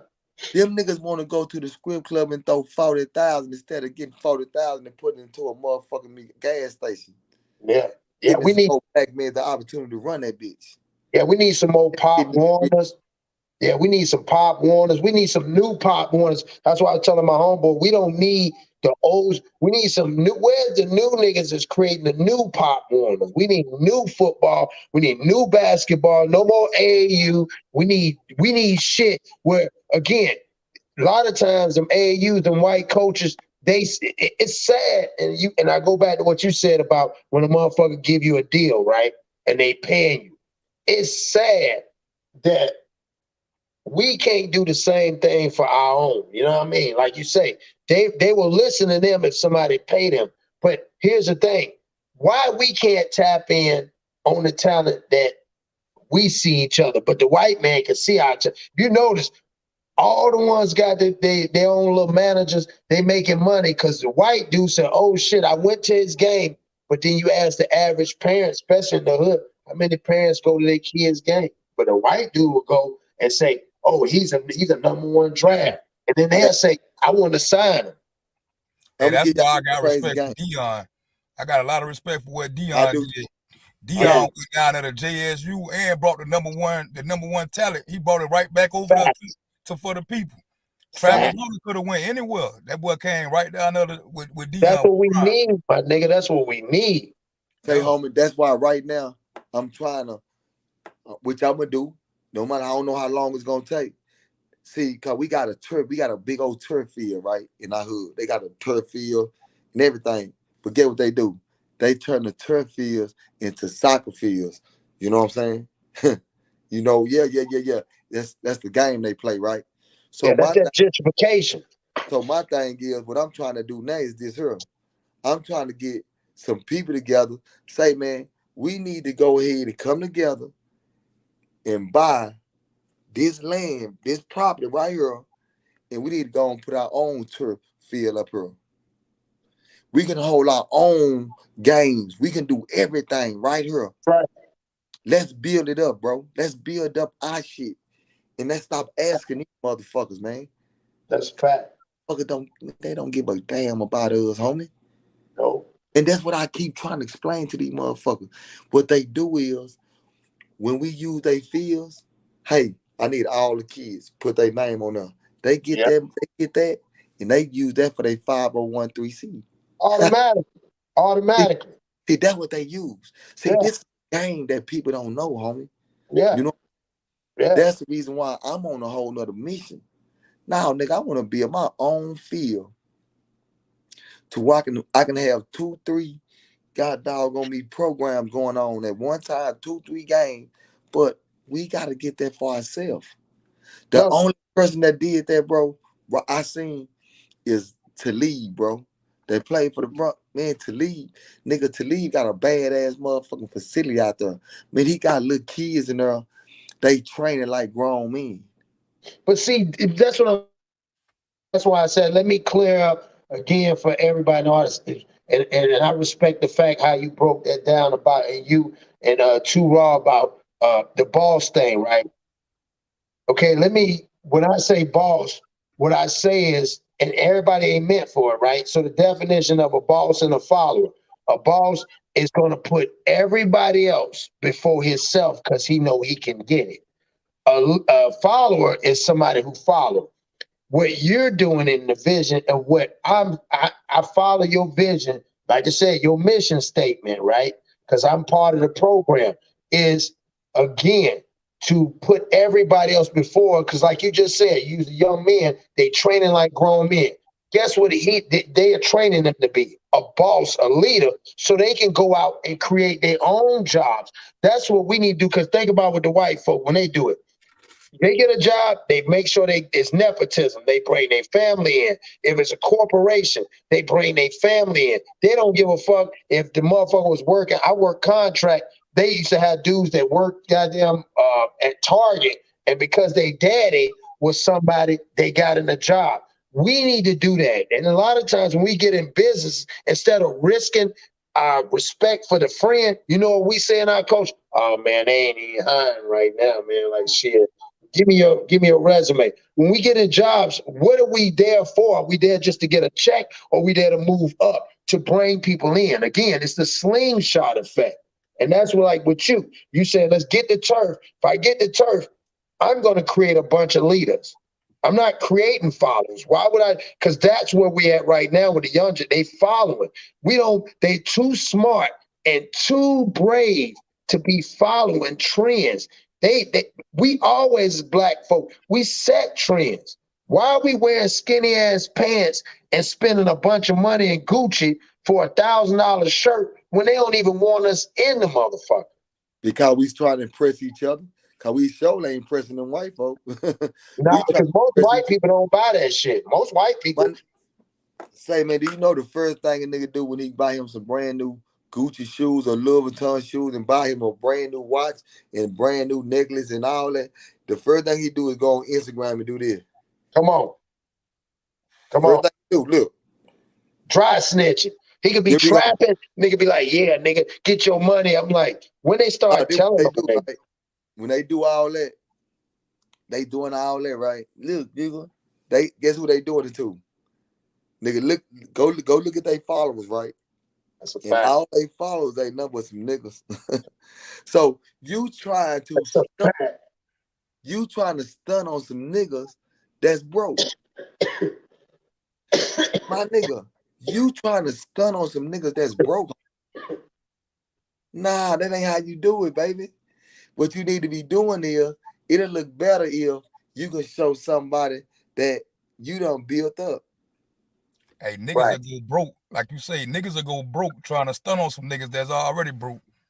Man, come on, my nigga. Niggas will go broke trying to stun on some niggas that's already broke. Hey, even AR Ab said it. Shout out to AR Ab. He even said, broke niggas will have your girl sending naked pictures. I know some broke niggas ain't got no cars. And nigga, what? So that's why I don't get it. When we came up in our era, everybody had a lane, nigga. It was about your identity. Everybody, remember when we grew up, nobody I ain't want to be like my homeboy. I'm not dressing like this nigga. I don't drive what this nigga drive. We two different niggas. Nowadays, it'd be 5 niggas, 5 charges. Everybody got on the same shoes. They jump out, money hanging out their pocket. And it's like, nobody's knocking that. But at the same time, my nigga, like, we moved differently back then. We were worried about, we had morals. We was worried that somebody would look at our family different. Now it ain't like that. We didn't want grandmama and auntie and them to know we out. They knew we was in the street. Man, we're not bringing that shit to them. Now it's different. And that's what I say, homie. Like, man, we just creating our own panel, bro, to be able to live our own, bro. At the end of the day, people never gonna be able to really understand what we got going until it's too late, right? But we gonna, like I tell the person, man, I'm building my platform to the top, homie. You know what I'm saying? But the only way my platform gonna be able to get bigger is I gotta connect with my people, homie. That's a fact. Now, because you my color don't mean you my kind now. That's a fact. They say in order to build up the village, we got to get rid of those bad apples, my nigga. Yeah. I'm taking all the way 1,000. I get led raw and uncut. Yep. Another thing people be saying, a lot of people get it twisted when they say, "Oh, it take a village to raise a child." Hey, it take a village to raise and protect these children too. They forget that protection part too. Come on, man, my nigga. Come on now. We gotta protect these jits, man, because they the future. That's it. If we don't protect them, man, y'all see how they did the Trayvon shit. That shit was the green light for them to start gunning niggas down and getting away with that shit. You feel me? Yeah. That was the green light. They gave them the green light right there to start gunning us down. Because right after that shit happened, hey, you start seeing that shit left and right. Motherfuckers start getting bold out here. They used to they used to grab their purse and lock their doors when we walk by. Now they cocking their eye. They cocking their eye. But you're right too, Raw. And think about this. But even back then, before we would leave the house, somebody in our house reiterated to us, "Hey, be careful out there." Nowadays, the kids just they get choppers, everything in the car. Nobody's telling them, "Hey, bro, don't do that, bro." Like you remember you had the uncle, even though he nigga been locked up, fucked up on the porch. Where you about to go? Who going with you? Oh, I know. Who they peoples? Nowadays, remember when we was growing up, they want to know who they peoples. Nobody wants to know that. Now you got niggas you see beefing. They beefing so bad on the internet because they believe it. You got cousins killing cousins. They grew up together. Like, how the fuck? Well, he from this, he banged this. Nigga, that's your cousin. Hey, my homeboy just got gunned down a few months ago at their grandma's birthday party by his cousin, dog. Stood over his own cousin. Oh my God, that's that shit. But see, homie, that's and you know what, homie? We see that every day, bro. And we ask ourselves, and people want to sit there and be like, "Oh man, no, nigga, this is real talk. What we talking about, real life shit, say, homie? Nigga, we destroying each other, homie. We are. Man, I'm talking about like, man, it's to the point where it's like, man, it's getting worse and worse, bro. It's Yeah. getting worse and worse. So, Yeah. and like earlier, old girl came over here and said, yeah, my daughter, she was on the internet in Charleston, came up, right?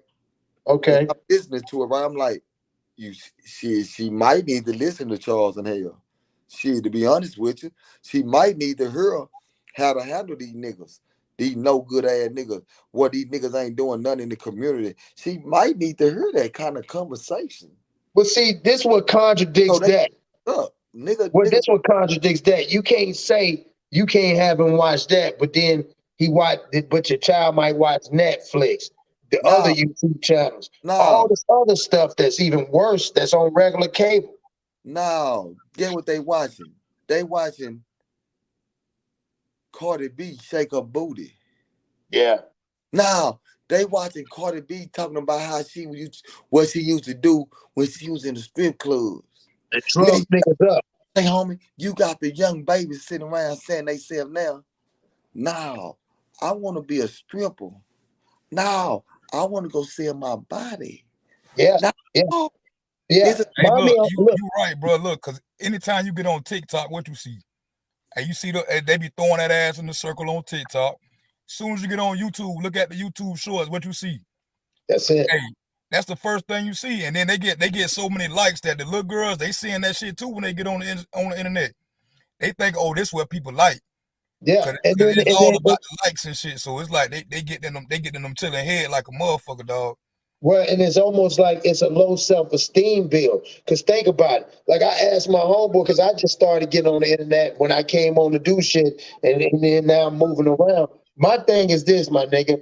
When did a button make a decision on if they like you or not? It's a guy that it's no different button. Everybody that signs up got the same motherfucking button. How could that button mean something to somebody else? Hey, check it out. But what they imagine what they had Facebook and YouTube, all this shit without no like button on it. You think people still get on there and post that shit? Imagine if they took the like button away. They'll go crazy. Them niggas will be crazy. Man, did that nigga like me? Yeah, you right. That's deep. That's deep. Imagine that shit. And I'm gonna give y'all some more game, right? Yeah. He just said something. He said something I want to talk That's on, a right? good one to use that one. Say, homie, when you said that about the butts, right? Do you know this go back to what we've been talking about, bro? We talking about the butts, right? The made up butts, now the butts that they shoot stuff, the butts, right? I was about to say so. Say, man, do y'all know who made them butts popular? Faggots. No, the entertainment game. That's a fact.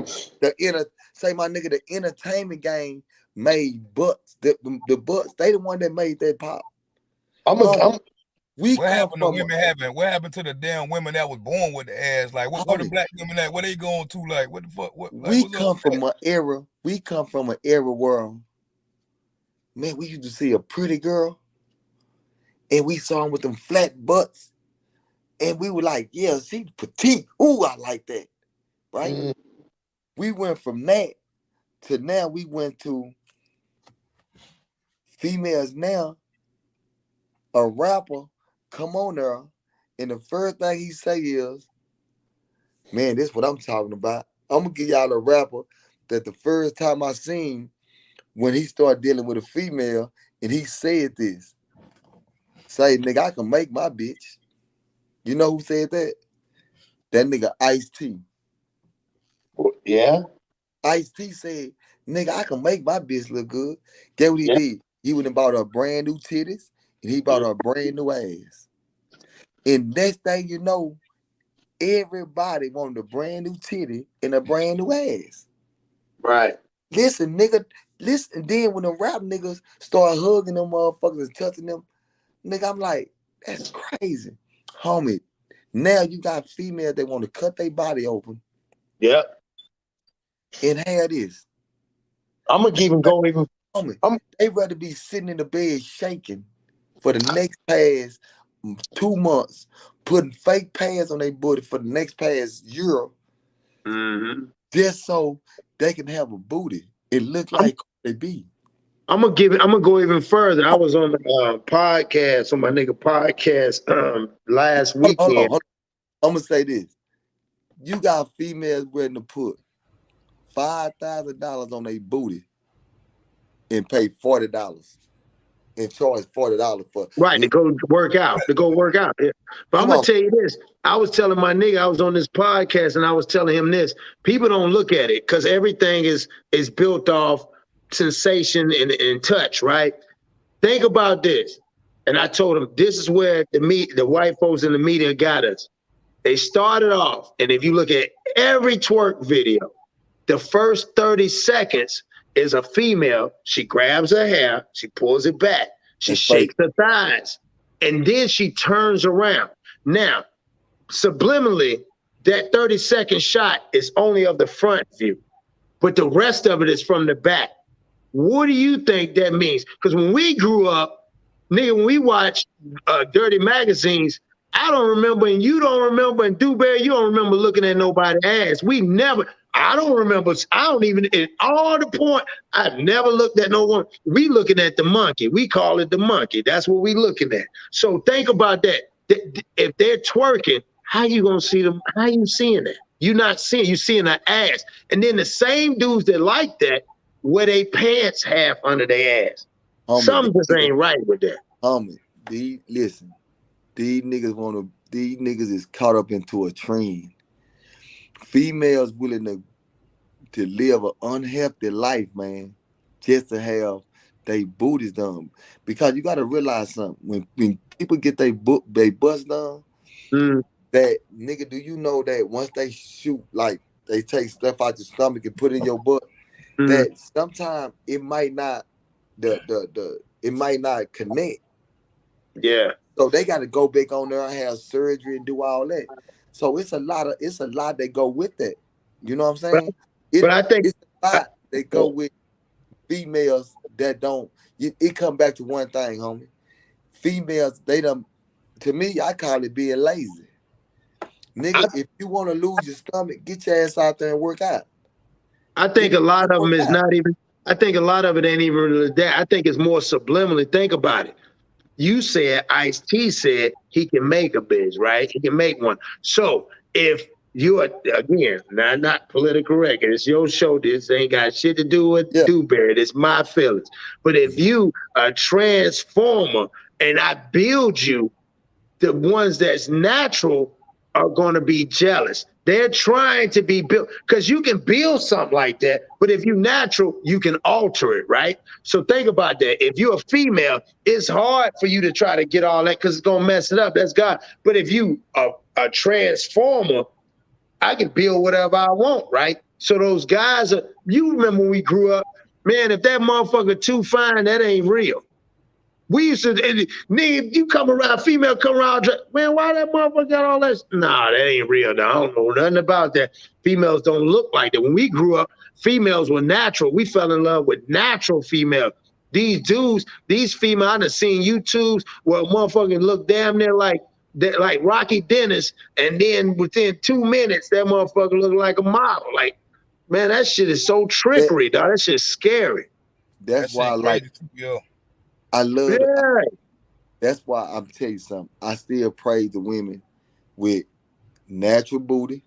Yes. Shout out to those. With the natural breasts, the ones that for her, that looking nice. I praise them, homie. I love to see the naturals nowadays. Yeah. When I see them older women with that natural hair, they don't even put perm in their hair no more. Homie, I love seeing that. You know what I'm saying? You know why? The main reason why is this. I'm gonna tell y'all something. They don't want to accept this, but when it came down to getting shots and all that, man, that was white folks did that. White do their lips. Yeah, they wanted to be like us. They want to be like us. The cheekbone. Then they wanted, they wanted their butt to come out. Come on, Coco ain't had no butt. She wanted that butt because look, we got sisters that got that right. But my thing is, now the sisters trying to be like them. Yeah, that's what I'm saying. That's why I said they don't see that. And that's what I tell them. I tell them straight up. Y'all need to, man, you don't need to get a damn thing done. If you try to lose your stomach, you need to get to working out. Get to working out. Yeah. Let's get on the diet. Let's Yeah. start doing this. Let's Yeah. practice that. You know what I'm saying? So we Yeah. need to practice things like that, you know, and that's what I talk about, my nigga. You know, Think about it. A lot of females don't even do that shit, like that body worker shit. A lot of them don't even do that to like impress a dude. They do that shit like Yeah. in competition with each other. That's a fact. That's a They fact. got that, just like the niggas out here doing that shit, going broke to try to impress other broke niggas and shit. Women do that same shit, but they using their body to do that shit. Yeah, think about it. Think about when we was coming up. Remember, Sir Mix-a-Lot told us a long time ago when he said, "Oh, when the white girls gave the black women the props." That's why I don't know why they doing it, because that told us back then when they said, "I like big butts." And that was the dedication to black girls. And remember, that's how white women used to look at us, black girls back in the days. Oh my God, her butt. I like a flat ass and big titties. Back then, Dolly Parton had a flat ass and big titties. There ain't want nobody thinking about fucking no Dolly Parton. And a lot of these women nowadays, they got that flat ass because they be sitting on that motherfucker too much. A lot of them sit on it.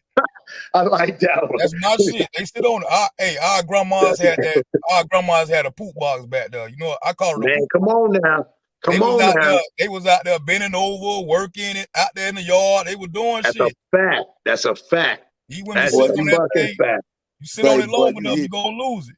You don't use it, you'll lose it. God damn it. Shout out to the grannies, dog. They really showed a nigga, dog. They showed a nigga. Bro, hey, I'm uncut, man. You will find. I'm gonna come fuck with you a lot more. This is my first time on here, dog. Like I got a platform too. Hey, shout out to I got my people. I shared your live too. Shout out to Raw TV Uncut too, man. Subscribe to the channel, dog. Like it. Subscribe. That's why I look at females now and they wonder why they got that drop, right? This is the drop. The booty go like this, and then it drop, and it's I'm like, no, man. No. Yeah. That shit confusing, dog. That you shit need confusing. to do squats, man. You need to do the lunges. Yeah. Get them squats going. You need to build it up. Remember back when we was growing up, the females back then, remember they used to walk all the time. So them motherfuckers, boy, God, Hershey Track Me. Shout out to the Hershey Track Me for them females, boy. Man, what you talking working out? That was exercise for them. But a lot of them need to know too, like when hey, this for the females too. This coming from me now, not from my boy, not from my dog over here. Hey, when y'all go get y'all butt did, man, get your thighs did too. Get something in that thigh too. Come on now. Boy, it don't match, boy. You yeah, like, hell, dog, like, niggas don't want to see BB shots, my nigga. Niggas like shot BBs at a nigga full round. Nobody want to see BB rounds, dog. Real shit. Facts, bro. Say I'm talking about they legs be this big and butt be that big. Right. Man, you can't even walk right. Can't even walk right. Round that bitch like, but guess what? You better not tell them nothing, because they finna, the first thing they get after, they gonna go straight to Instagram, put on them tight pants, and put them little butt pads on there, because you know it's still messed up a little bit. Yeah. Put them butt pads on there, right? And boy, they gonna do that pose. Yeah, you know that one where they lean the leg up. It's got to be that knee got to be bent. If the knee ain't bent, that shit ain't right. I be telling them females, us niggas, we real simple. We ain't with that shit. All females out there, I'm trying to tell you, a real man, we want a square female. That motherfucker look like the nerdiest. Man, we will respect the shit out of you. I told my daughter that. I said, man, you on Instagram. I got to ask you something. What are you going to do to get on there to separate yourself from everybody? She said, what you saying? I said, do you really think us real niggas now, that I went through female, when I look at an Instagram post when a female got nothing but her ass turned, what do you think we think? I want to know. That's a good ass question. You need to bring a female, because that ain't what we think. We thinking the smash. We're not thinking that, oh man, she's a great one to have. But if y'all females fuck around and took pictures of y'all at work or y'all with y'all, man, what? You was at work. Man, they don't understand that. That's what real men want, not these niggas that's on there. Hey, I be telling women too, like, if y'all want to find y'all true love out there, man, just go out natural, man. Like natural. Get out there. Don't put the lashes on. Just step out there on your shit one day. I ain't saying going out the door raggedy or nothing. but just step out there natural and you gonna attract what you want. Cause when y'all put all that shit on, like the eyelashes and shit, that don't be you. Said motherfucker transform and they go out and you like, God damn, like, nah, something ain't right. My mama didn't handle it. You want somebody that's gonna love you for you, man. Like That's go out it. there, be yourself, and just step out there as yourself, and that's how you're gonna attract your real, true love. That's a fact. Somebody asked me what we think about Lizzo. I'm gonna tell y'all what I think about Lizzo. Go ahead, break it down. Nigga, I love Lizzo. Nigga, I love the way Lizzo, nigga, she walk around. She gonna goddamn me show it off. Nigga, she ain't got no shame in her game. Nigga, if you don't like her, nigga, she don't give a fuck.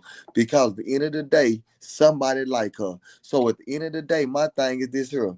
Nigga, she got more confidence than all these females that ain't got no stomach and ain't got none of that. She got more confidence than all of them. Because when I look around, nigga, and I see these insecure ass females, nigga, they insecure, nigga.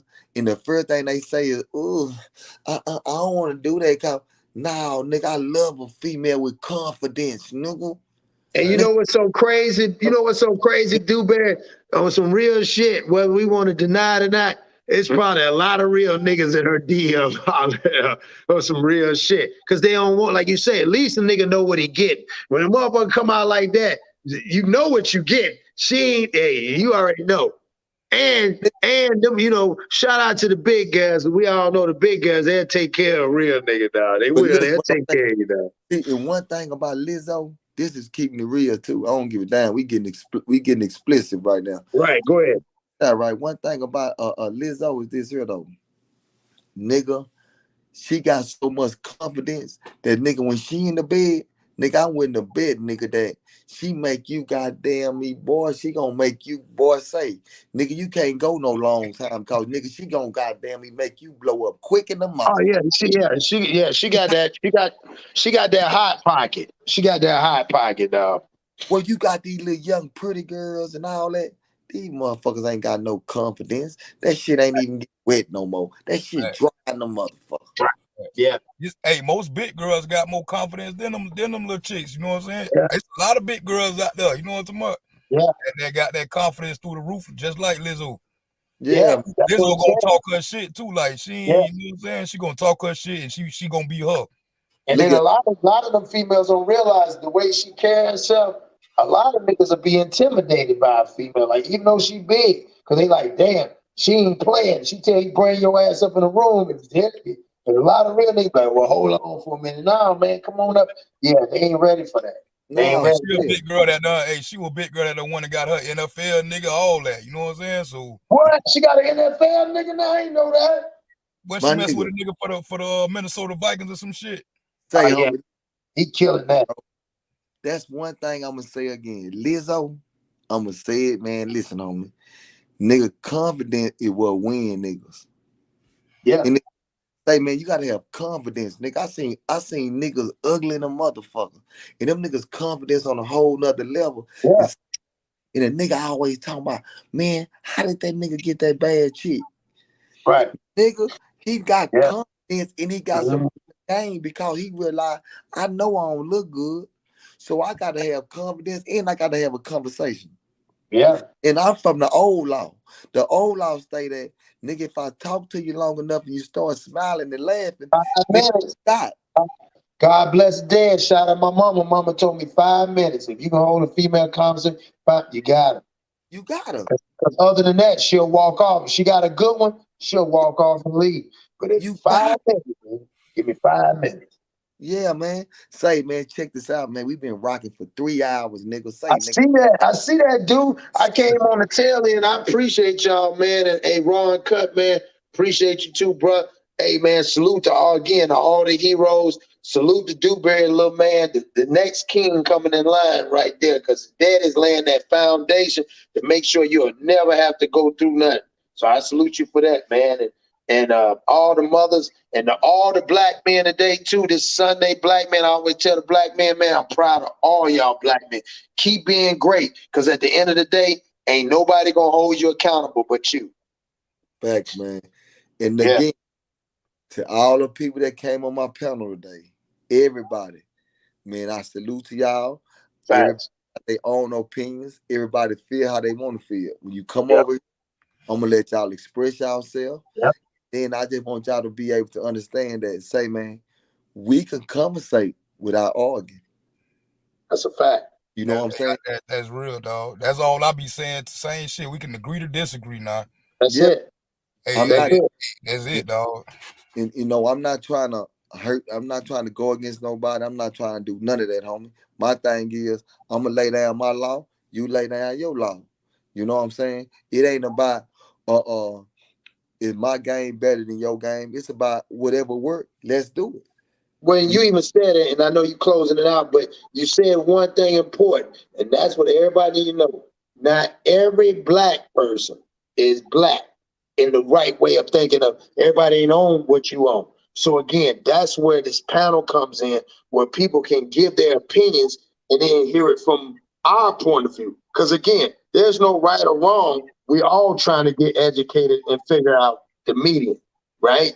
That's the safe road. You go this way or go this way, but the median is where you have the stop and get the safety and shit. So that's all we want to do, using your panel as a median so people can express how they feel and then realize maybe we all on different ways and we need to get on the same page. You feel me? That shit real, dog. Look, hey, we all know 2 + 2 = 4, right? So that's the only thing that's right. Everything else that we be thinking about that shit, everybody got their opinion, dog. That's it. If And then we got a debate against that shit, none of us right, bro. We just going off of what we thinking, dog. You know what I'm talking about? that's it. And, That's and it. that's, bro, that's the main thing I want people. That's the reason why I say what I say, homie. If you don't like the way I move to get to this destination, you got the right to create your panel. You got the right to get out there and do your work, right? Yep. That's just straight up how it is. I'm not trying to offend you. I'm not trying to hurt you. I'm not. All I'm saying is, at the end of the day, my guy, I'm not going that way. I got to stay focused on the way I'm going because it's working right now. Working. Now it's working. So therefore, if it don't start working, I might have to start doing whatever. But right now, I got to stay focused on what's working. Yep. I'm not finna get in the ring and switch up my style because of somebody else's style. Now, because I feel like my style is so solid to the other person got to switch his style up to attack my style. Yeah. Hey, you know what my grandma used to say, dog? My grandma used to say, if you don't like my apples, don't shake my tree. Oh, I like that one. That's I like that one, dog. Shout out to Granny for that one. I like that one. Say, man, with that right there, with that, what he just said, that's right. That's how we gonna leave out. That's how I leave out every day on my shit. That's how I leave. If you don't like my apples, don't shake my motherfucking tree. Hey, man, already. That's the best game. That's the best game in the world. And I salute you, man. Salute you, King. Salute you. I salute you. I salute you, my guy. Keep All up right, the good work, and let's keep on pushing, my guy. All right, fam. I appreciate you for letting me come up, man. Talk my shit, man. But I'm gonna be here more often, dog. This is my first time. I'm glad I found you too, dog. Man, that's real, my guy. That's real. It ain't too many real ones out here doing this shit, dog. Now I fuck with you now, dog. I just shared this shit on all my platforms. So, hey, yeah, we in there. Man, I so appreciate it, man. Appreciate it. Man, let's keep this thing going, man. But I'm gonna get at you, black man.